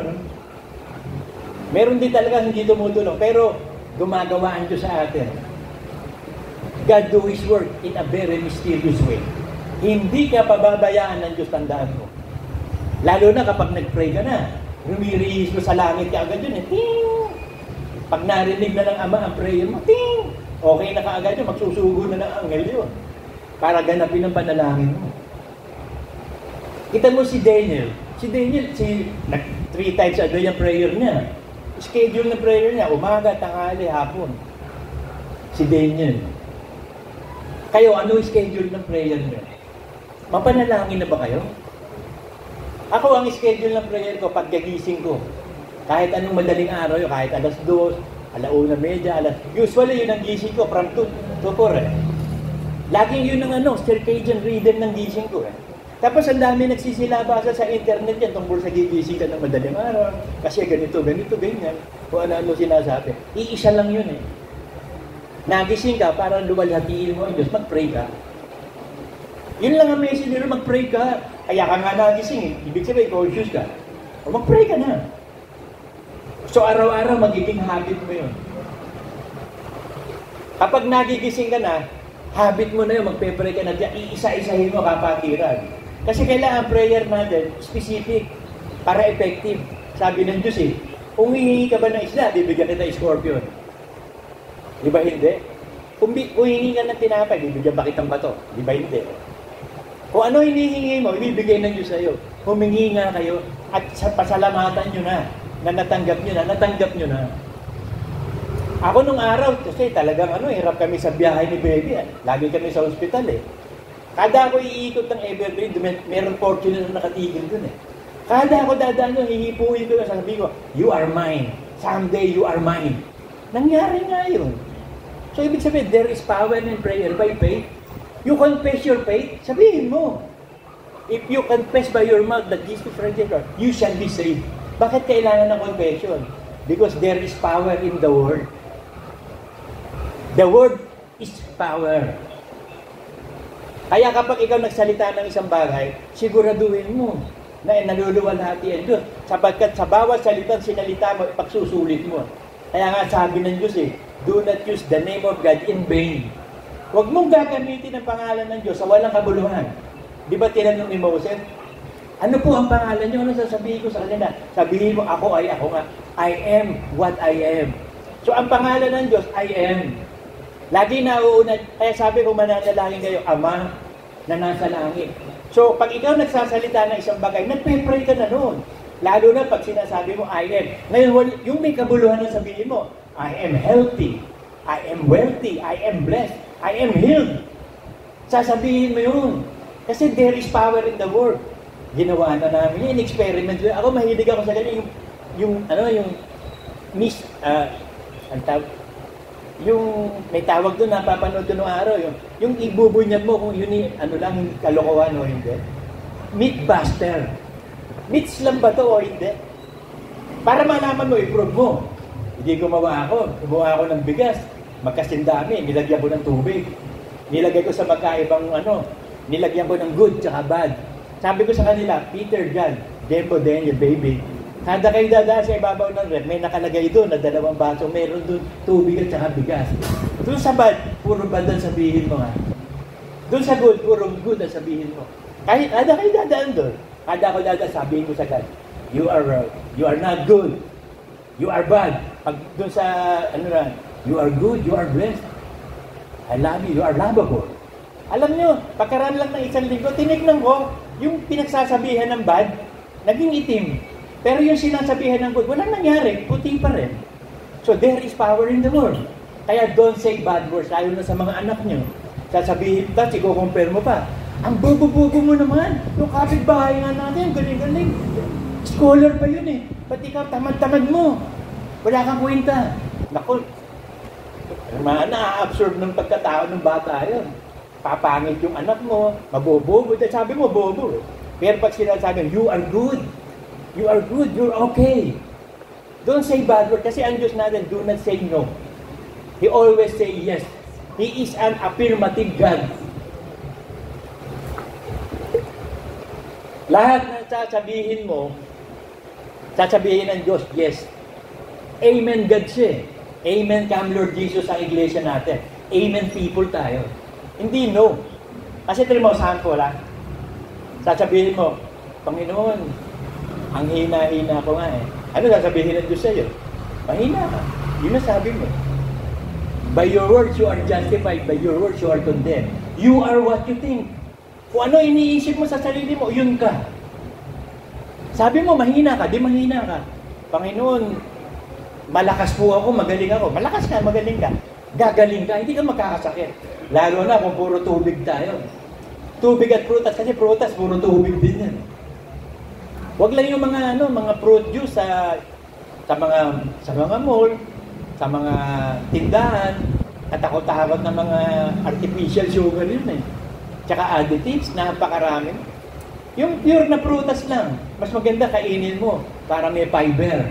Kasi ako, hirap akong magmunguya pustiso ko, ginujuicer ko, pero mas maganda, kainin mo talaga din yung, para yung fiber. Halimbawa, katulad ng mansanas, i-ginujuicer, kainin mo pati balat. Usually, alam nyo, yung walang kakwenta-kwenta, yun ang may kwenta. Bibigyan ko kayo ng isang sample. Yung tingin mo, walang kakwenta-kwenta, nandun ang kwenta. Kumain ka ng sardinas, dilata o salmon. Di ba pag kumain ka, lalagay mo sa lalagyan. Pag bibiyakin mo sa gitna, usually yun, bibiyakin eh. Bakit mo binibiyak? Tatanggalin mo yung skeleton sa gitna. Yung pinaka-spinal cord, di ba yun ang tatanggalin mo eh. Tsaka yung ibang bito-bito kang itim, aalisin mo yun eh. Ba't inalis mo yung nandun ang lahat ng nutrisyon? Nandun ang lahat ng minerals doon sa spinal cord, tsaka doon sa kulay itim na inalis mo. Yung tingin mo walang kakwenta-kwenta, nandun ang kwenta. Yun ang meron value. Yung tingin mo walang value. Ganun ang Diyos natin eh. Yung mga katulad natin, aba tayo, walang value. May value tayo sa Diyos. O isa pang sample, saging. Saging sabal, saging latundan, lakatan. Di ba pag tinanggal mo, makikita kang parang straw? Hindi yung tawag doon, yung humihiwalay na strip. Yung parang strip, tinatanggal natin yun, di ba? Huwag mong tanggalin yun dahil nandun ang lahat ng nutrisyon doon sa strip na yun. Kainin mo yun. Ay hindi, yung balat, alam mo, masustansya din yan. Pwede mong gawing hamburger yan, ano? Lagyan mo lang ng konting asin at paminta, palaman na yan. Ano pa yung walang kakwenta? Yung appendix. Sinasabi ng mga nagpa-opera, patanggal mo na yung appendix mo para walang problema. Hindi nila, gagawa ba yun na isang bagay na walang kadahilanan o importanteng bagay? Hindi niya alam, yun ang pinaka-importanting part ng katawan natin, appendix. Kasi yun ang safe house ng lahat ng bacteria, good bacteria. Halimbawa, may diarrhea ka. Huwag kang iinom ng gamot sa pagtatae. Hayaan mo tumain na tumain. Meron solusyon ng Diyos dun, ilalabas lang yung dumi. Lahat ng toxins mo itatae. At yung lahat ng good bacteria pupunta sa appendix. Hideout nila yun eh. Kasi pag lalabas lahat, pati good and bad bacteria, ang ilalabas lang ng Diyos doon, yung bad bacteria. Pupunta doon ng lahat sa appendix, pinatanggal mo. Eh di walang safe house ngayon yung mga inchik sa mamba. Walang safe house. Tinanggal mo eh. Kagawa ba ang Diyos ng isang bagay na walang napaka-important? Yung tingin mo napakaliit, yun ang meron. Marami pa akong sample pero okay na yun. Basta maging prayerful tayo mga kapatid. Lagi tayo mananalangin sa Diyos, lagi tayo hihingi ng awa. Pag nakita ng Diyos na humihingi ka ng awa, kaawaan ka. Pag nakita ng Diyos, lagi ka nagpe-pray, malulugod ang Diyos sa iyo. So, yun ang susi eh. Bakit nagpakita si Jesus Christ ng prayerful life? Para malaman natin na ang prayer talaga ang napaka-importante. Bakit meron tayo ngayon every Thursday na prayers? At naipag-pray natin ng ang bawat presidente dito sa atin. Ipag-pray na rin natin ang ibang bansa. Kasi magkakaroon na ng economic o global na depression eh. Babaksak na ang ekonomiya, babaksak na ang dollar. Kasi ayaw nang tanggapin ng China at Russia yung US dollar. Yun yung petro money.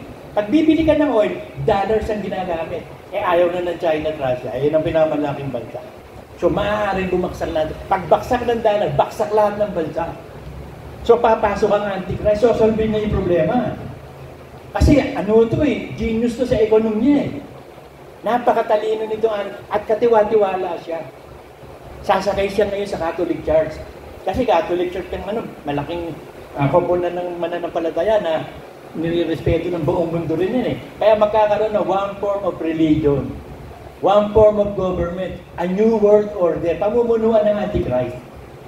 At bakit ayaw tumigil ng giyera sa Israel tsaka sa Gaza? Bakit? Kailangan kasing makubkub yung lugar na yun ng Israel. Magtatayo doon ang temple ni Solomon ang Antichrist. Kaya hindi titigil ang pagtaas ng oil. Hindi titigil ang inflation.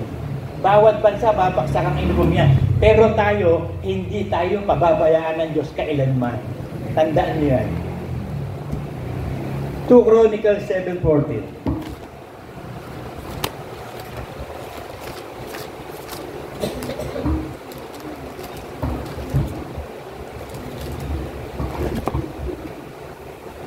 Kung ang aking bayan, pag sinabing bayan, iglesia, na tinawag sa pamamagitan ng aking pangalan, ay magpakumbaba at dumalangin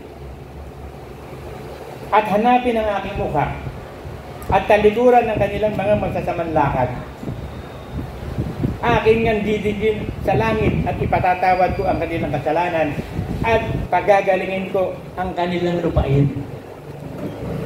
So pagagalingin ng lupain. Alam niyo, susuportahan ng Diyos ang Israel, ang Philippines. Bakit? Si Manuel L. Quezon, alam niyo ba? Yung lahat ng mga yung mga refugee ng Israel nung araw, kinugkog sa Pilipinas yun. Kita ng Diyos yun. Tinulungan ni Manuel L. Quezon ng Israelites na tumigil dito yung mga refugee. Gagantihin ng Diyos yun. Ipipreserve tayo. Ngayon, pero kailangan ipag-pray natin si Bongbong. Si Bongbong Marcos. Kasi yan ang pinuno eh. Pag nasingitan yan, yari tayo dyan. Basta always pray lang. Meron naman tayo every Thursday, pinag-pray natin lagi mga duly elected officer. Mga kapulisan, kasundaluhan. Kasi nandyan ang power sa kasundaluhan, sa kapulisan eh. Kahit ng panahon ng mga emperor ng Rome. Si Caligula, bakit pinatayo? Ang pumatay ito, Praetorian Guard. Mga kapulisan at kasundaluhan. Bakit? Evil siya, emperor eh. Evil ang pagkaano niya. Parang may topak nun si Caligula eh. Ang pumatay sa kanya, yung gwardiya niya eh. Praetorian Guard. Pag ikaw naging Praetorian Guard, antindi mo.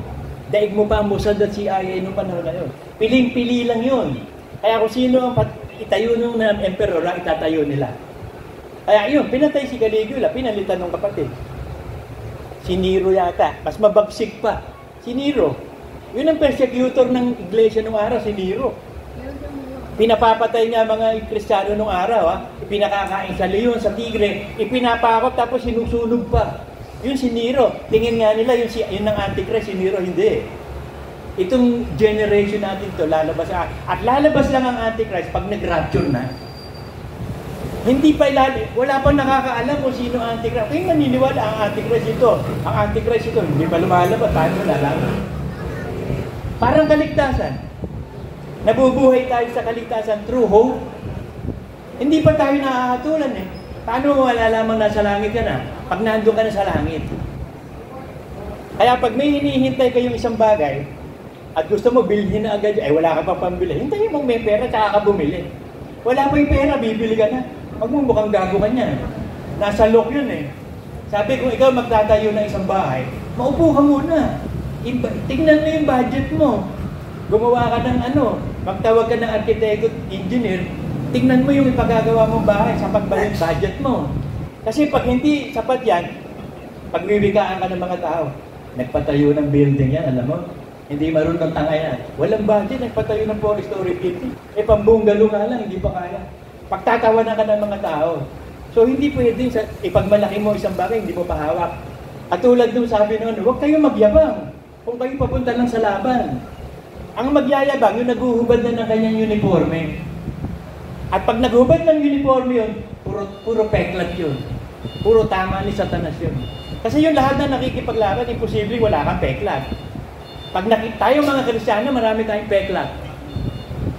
Yun ang magpapatotoo na tinitirahan ni Satanas. May mga peklat. Pero hanggang peklat lang siya.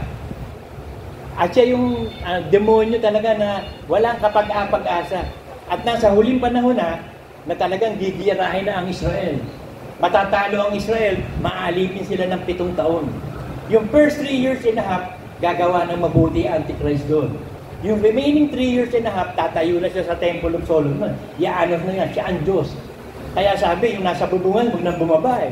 Kawawa nagpapasuso ng bata nung araw na yun. Kasi yayariin sila ng Antichrist lahat. Kahit saan ka nandun, nakahanapin ka. Hindi natin alam, baka mga AI na gamit mo, mga robot na AI. Hindi natin alam yan. Pero papunta na tayo dun eh. Nadidevelop ng todo AI. Napanood ko nga yung Atlas kay Jennifer Lopez. Pagsasanibin yung AI at saka tao. Ikukumbine sa tao yung AI. Sino mananalo sa iyo? Human ka na may AI, artificial intelligence, artificial intelligence, perfect gumawa yun. Ang human, hindi perfect pagsasamahin. Yung imperfect tsaka perfect. Pag na-develop nila yon, meron ng mga universal soldier ang Antichrist. Katulad ng labas niya, yung universal soldier. Yun ang soldier ng buong mundo. Meron na doon, one form of religion, one form of army, universal soldier. Kasama na AI. Pwede yun. Kasi yung nanonood tayo nung araw sa mga pelikula, di ba? Yung napapanood natin nung araw, parang imposible, pero ngayon meron na. Nagsisimula sa sine, ang mga nakikita natin. Pero nagaganap na. Pero magaganap na, wala na tayo. See to it na talagang ma-prayerful ka, nagpe-pray ka lagi, sumusunod ka sa kalooban ng Diyos. Amen! Good morning mga kapatid. This is the second time worship natin sa Sumap. At lubos ang biyaya at pagpapalang binibigay ng Diyos sa atin sa araw-araw. Pinahihintulutan niya na makasamba pa rin tayo ng magkaayusan. Kaya ang mensahe naman ng Panginoon sa atin is be rooted in Christ. Colossians 2:6-7.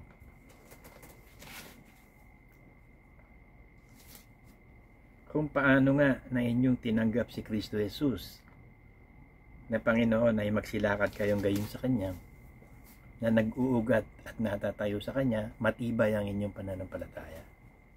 So ito mga kapatid, ang kailangang araw-araw natin gawin sa ating buhay na rooted in Christ. Matibay tayo sa pananampalataya na in every situation, ang laging magiging action natin and reaction is through the Word of God. Magre-react tayo sa mga sitwasyon, pero ang action natin is through Jesus Christ, Word of God. Hindi yung talino natin, hindi yung damdamin natin, kundi damdamin ng Diyos, kaisipan ng Diyos, buhay ng Diyos. Doon na natatago tayo kay Kristo Ang buhay natin ay natatago kay Kristo. Kaya wala tayong pwedeng ibang gawin, kundi ang mabuhay sa kabanalan, pagkat si Kristo ang ating kabanalan, siya ang ating katwiran. Sabi ng Ephesians 3:17. Ephesians 3:17.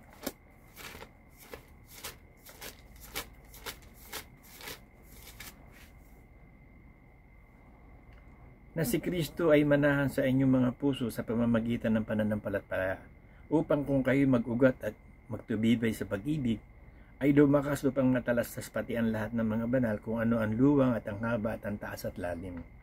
At makilala ang pag-ibig ni Kristo na di masayod ng kaalaman, upang kayo mapuspos hanggang sa buong kapuspusan ng Diyos.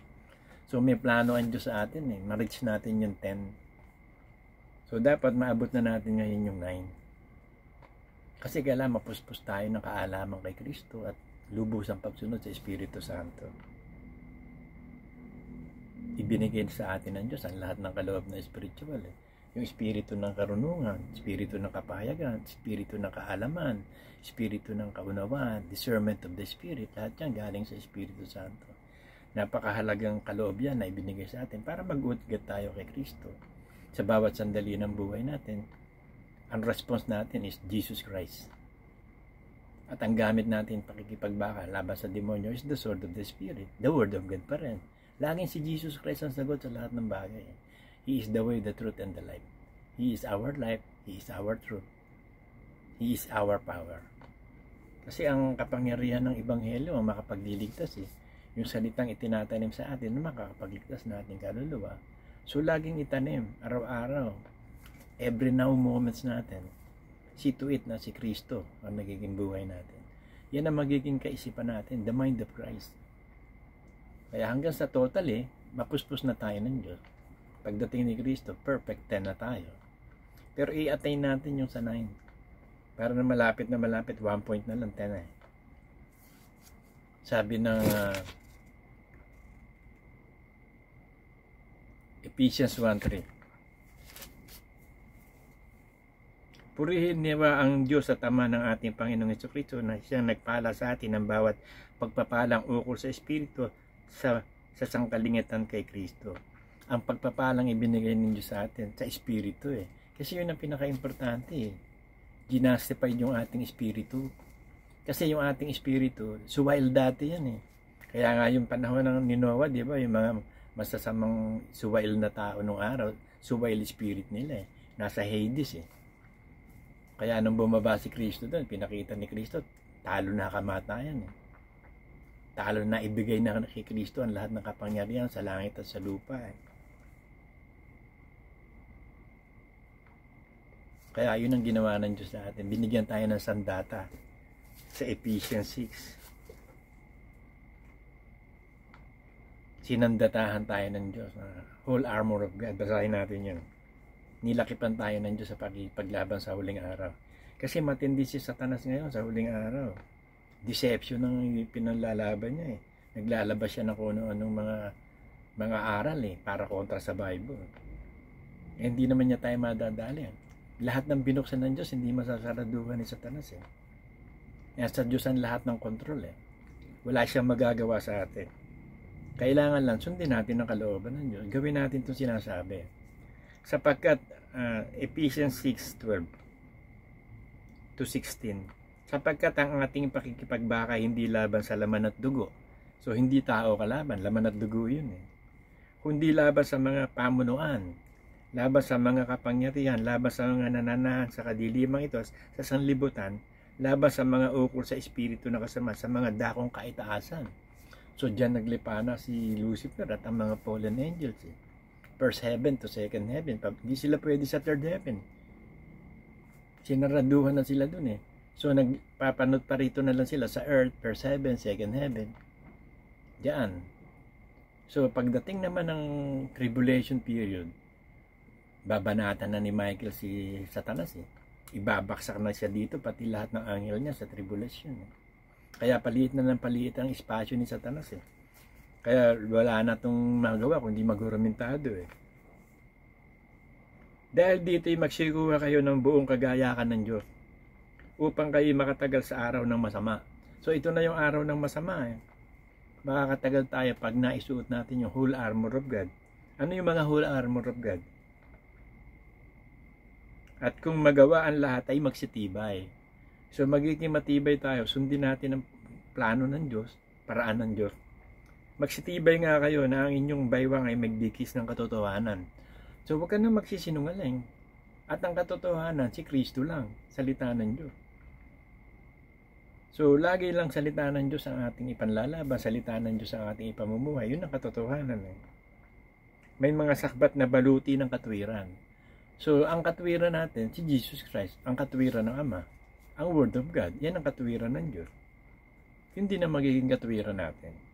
At ang inyong mga paa may pangyapak na paghahanda ng Ebanghelyo sa kapayapaan.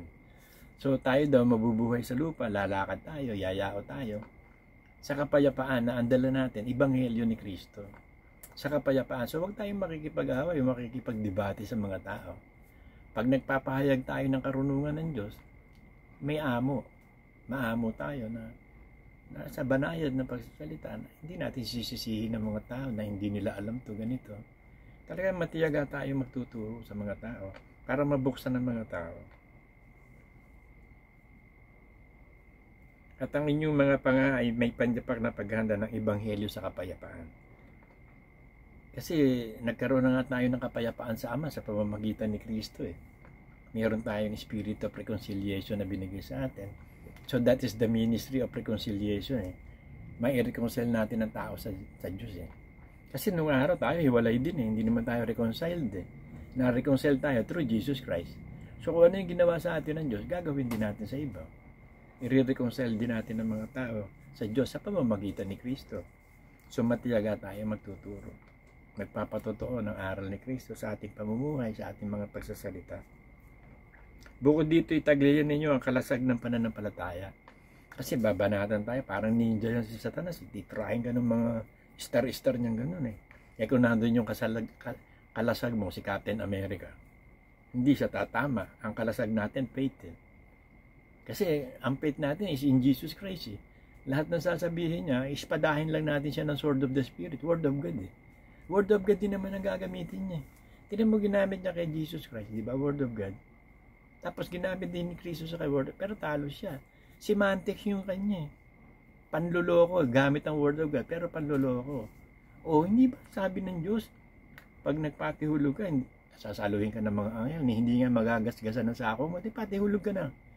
Tinan mo, nasa Psalm yun eh. Hindi talaga magagalusan si Cristo. Do not tempt the Lord your God. Do not test the Lord your God. Nanenesting to si Satanas eh. O di ba sabi niya, ano ba to, gawin mo tinapay, gutom ka na, di ba? Man doesn't live by bread, but every word that comes from the mouth of God. O binigay sa kanya yung, pinakita yung lahat ng kapangyarihan ng mundo, kaharian, yung nagniningning na kayamanan ng mundo. Sabi niya, nasa akin ang lahat yan eh. Naagaw niya nga kay Adan niya yung authority sa lupa, yung dominion. Ibibigay yung gusto kong ibigay, kung sasamba ka sa akin, you shall only worship one God. O di ba tumakas na si Satanas? Word of God ginagamit ni Satanas ha. O ganun, Bible din ang ginagamit ni Satanas ngayon. Kaya lang makikita mo si Mantis, bumubuo ng katotohanan sa isang kasinungalingan. Kukuha sila ng mga word of God, katulad ng ginagawa ng iba. Sabi, matuklaw ka ng ahas, hindi ka mamamatay. Ginamit nila yon. Nagdala ng ahas, tinuklaw, ayun, patay. Tinempted mo ang Diyos eh. Ba't ka magpapatuklaw? Sinasadya mo yun. Kung matuklaw ka, katulad ni Pablo, hindi naman nagpatuklaw si Pablo sa kobra eh. Nung kumukuha siya nung kahoy para magagawa ng painit eh. Kasi maginaw nung basang-basa sila eh. Natuklaw siya ng kobra. O ano sabi ng mga taong nandun? Nakaligtas nga sa shipwreck, hindi naman nakaligtas. Masamang tao siguro yan. Hinihintay nila, tumumba na si Pablo dahil nakagat ng kobra. Seconds lang, yung binom ng kobra, napakalakas nun. Mamamatay ka. Pero hinihintay nila, hindi bumababi nila. Bumaba ang Diyos sa pamamagitan nitong taong to. Sasambahin siya, di ba?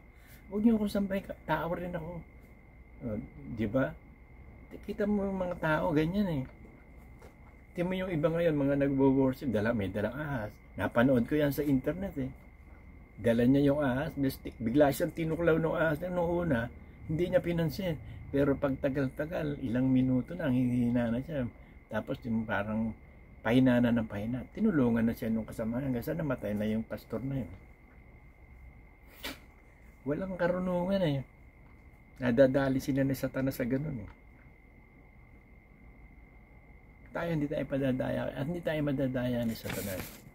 Kasi nandun ang Diyos sa atin. We can know the deepest truth of God eh. Merong Espiritu Santo ang gumagawa. At nakakatiyak tayo na yung sinimulan ng Diyos sa atin, tatapusin niya yun. Hindi niya tayo pababayaan. Philippians 1:6.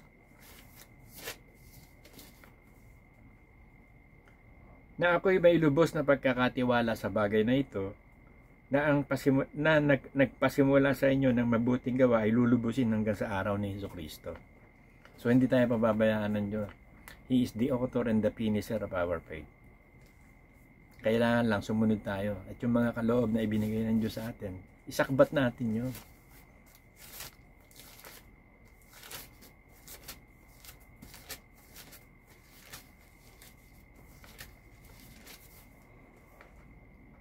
Kasi may nakasulat dito eh. 1 Corinthians 1:7-8 ang ganito eh. Ano pat hindi kayo nagkulang ng anumang kaloob na nagsisipaghintay sa paghahayag ng ating Panginoong Jesucristo na siya naman magpapatibay sa inyo hanggang sa katapusan. So yung kaloob ng Espiritu Santo magpapatibay. Ang Holy Spirit ang magpapatibay sa atin. Pag nakatira sa atin ang Holy Spirit, may mga kaloob siya. Magmamanifest yan in every situation.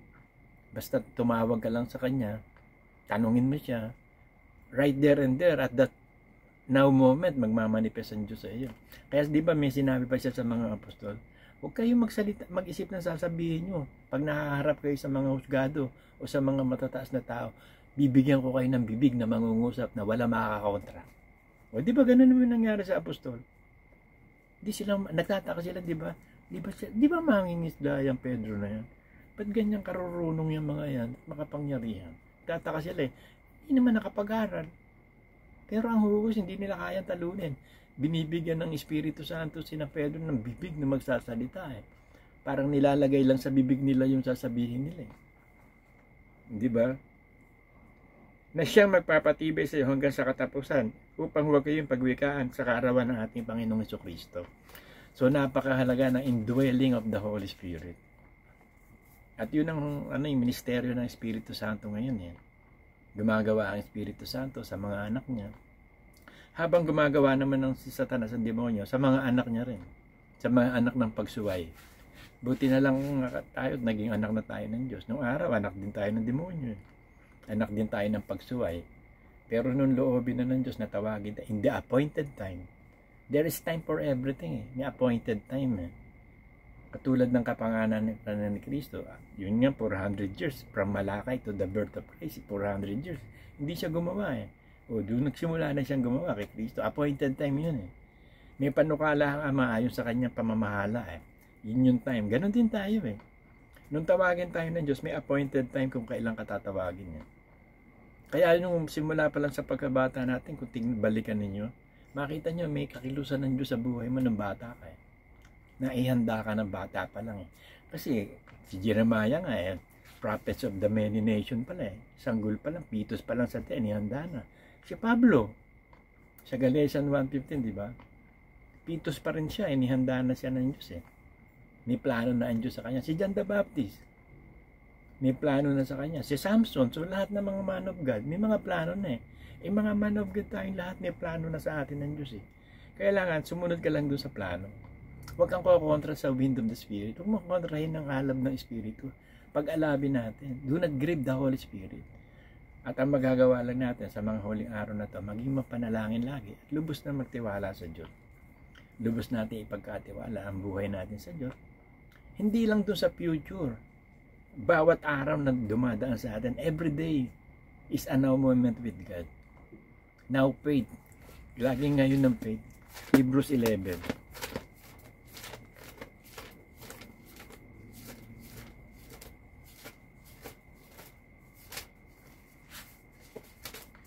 Ngayon, ang pananampalataya ay siyang kapanatagan ng bagay na hinihintay.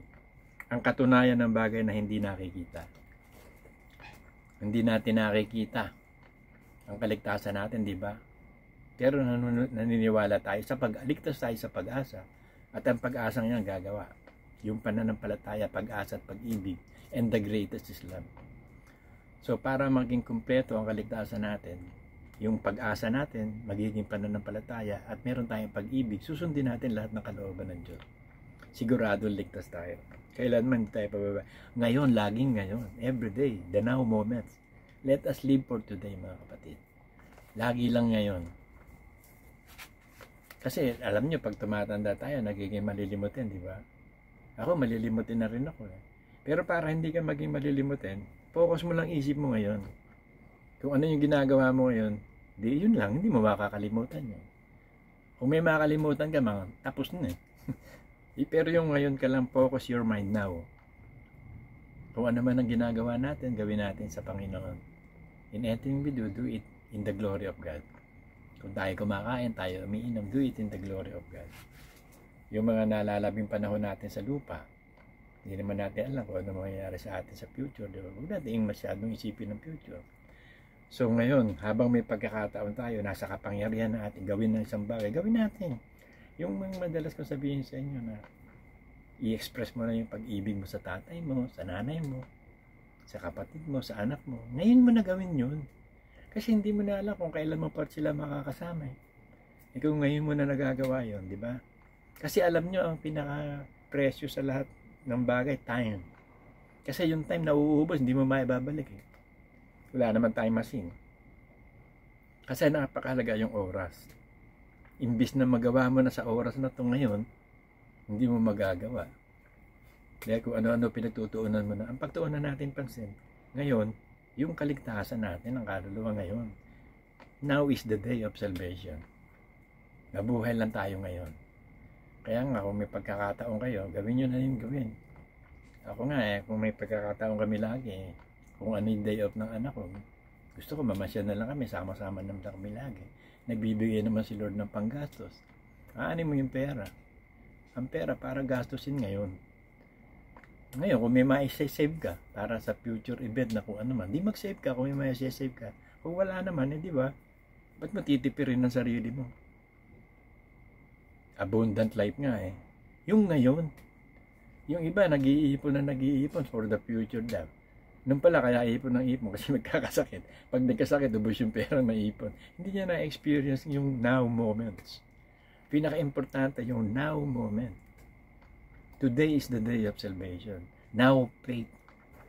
Kahit doon sa Deuteronomy, sinusulat doon, saksi ko ang langit at lupa ngayon eh. Deuteronomy 30:19 ba yun?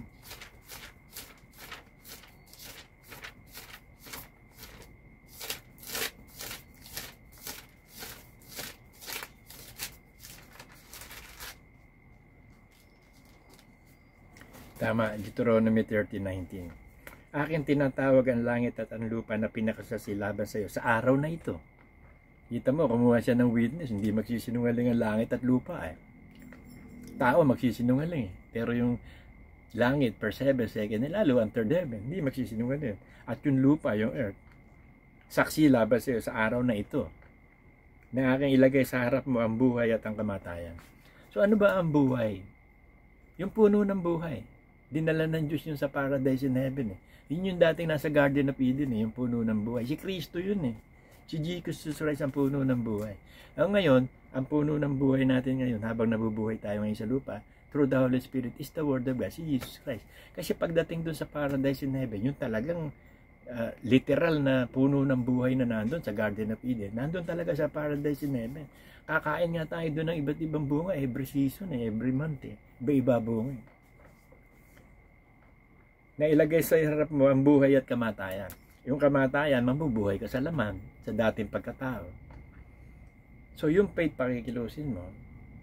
If anyone wishes to follow me, let him deny himself, take up the cross, and follow me. So kung sino man ang gustong pumasok dun sa langit, you have to deny yourself.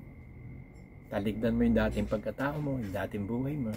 Tapos buhatin mo yung krus, at ang krus, salita ng Diyos, si Kristo. Ang kautusan ni Kristo, ang krus na bubuhatin mo araw-araw. Hindi mo mabubuhay siya, hindi ka makakasunod if you will not deny yourself.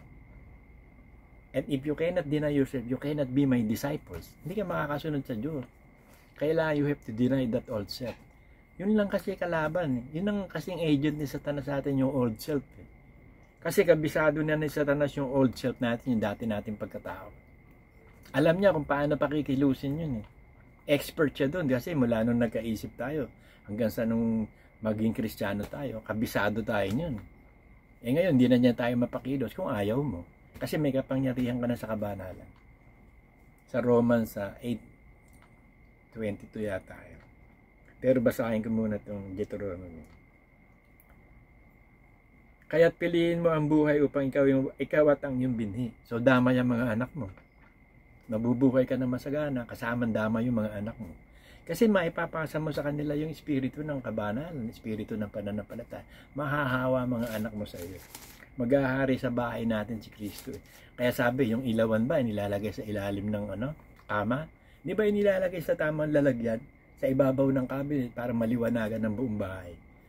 So kung tayo yung beacon o yung liwanag sa bahay natin, maliliwanagan ng lahat ng nandun sa loob ng bahay. Na iyong ibigin ang Panginoon mong Diyos na sundin ang kanyang tinig at lumakip ka sa kanya sapagkat siya ang iyong buhay. So siya na ngayon ang buhay natin. Jesus Christ, the life resurrected Christ. Yun yung muling pagkabuhay ni Kristo. Yun ang binigay na buhay sa atin, bagong buhay. Bagong pagkatao. Ang pagkatao ni Kristo. So doon kan tayo ngayon mabubuhay sa bagong pagkatao. Hindi na tayo mabubuhay sa datihang pagkatao. Upang matahanan mo ang lupain na isinumpa ng Panginoon sa iyong magulang, kay Abraham at kay Isaac at kay Jacob na ibibigay sa kanila. So makikita na natin dun sa langit si Abraham, si Isaac, si Jacob. Pwede na tayo makipag-chika-chika dun sa kanila dun.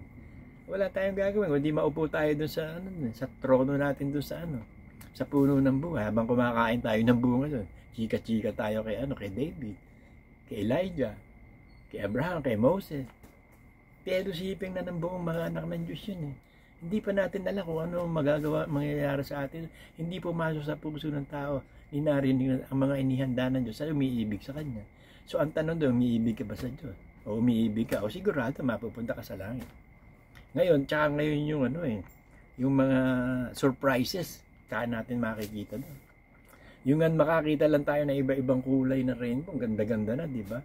Yun nga yung sa Google nga, punta kayo sa Google, makikita nyo din yung mga kuha ng mga Hubble telescope, yung nag-merge ng mga galaxies, ang gaganda talaga universe. Susunugin ng Diyos lahat yan, mga dating universe. Gagawa siya ng panibago.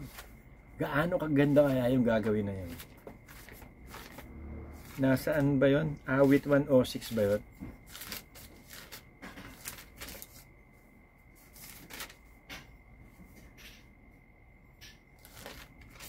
Hindi ko matandaan yun na yung yun daw mga hindi, 102 Psalm 102 23 to 27. Basahin natin. Pisa natin ang 24. Akin sinasabi, O Diyos ko, huwag mo akong kunin sa kalagitnaan ng aking kaarawan, ang mga taon mo'y lampas sa salin-salin lahi. Nang una inilagay mo ang patibayan ng lupa, at ang langit ay gawa ng iyong mga kamay. Sila'y uuwi sa wala.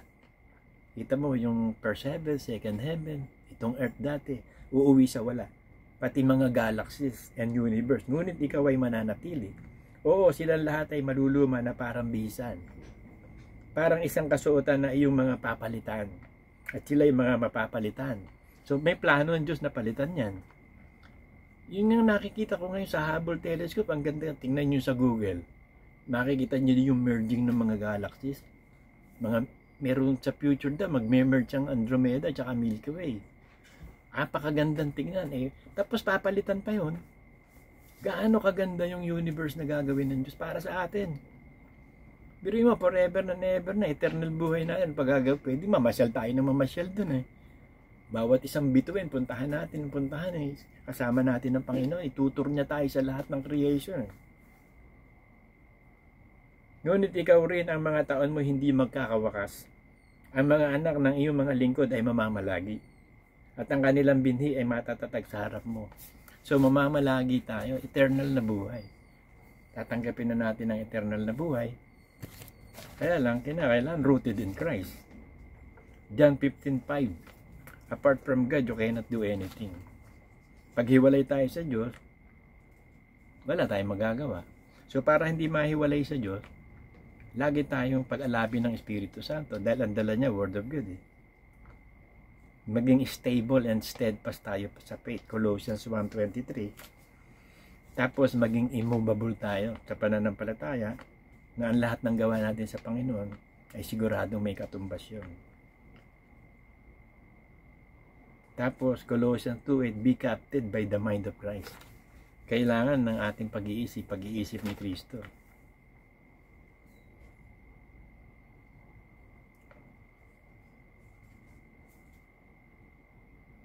Colossians 3:3, na ating buhay kalakip ni Kristo. Basahin natin yan.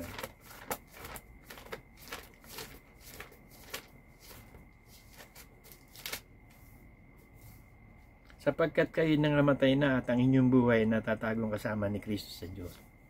So, talaga ba? Talaga na ba? Dead to self na ba? Kaya maraming ayaw mag-Kristiyano Hindi na nila magagawa ang gusto nilang gawin Iniisip nila talagang puro pagsunod sa Diyos, mga hangal nga yun nga pinakamaganda, yung pagsunod sa Diyos Hindi na nila magagawa ang kasalanan nila. Kung may kabit sila, hindi na pwedeng kumabit. Kaya mga kapatid, bukod tayong pinagpala ng Diyos sa lahat ng mga tao. Kasi binilang tayo mga anak niya. Kaya wag natin sasayangin ang bawat sandali ng buhay natin. Araw-araw. Let's have faith in Christ, mga kapatid. In Jesus' name, amen.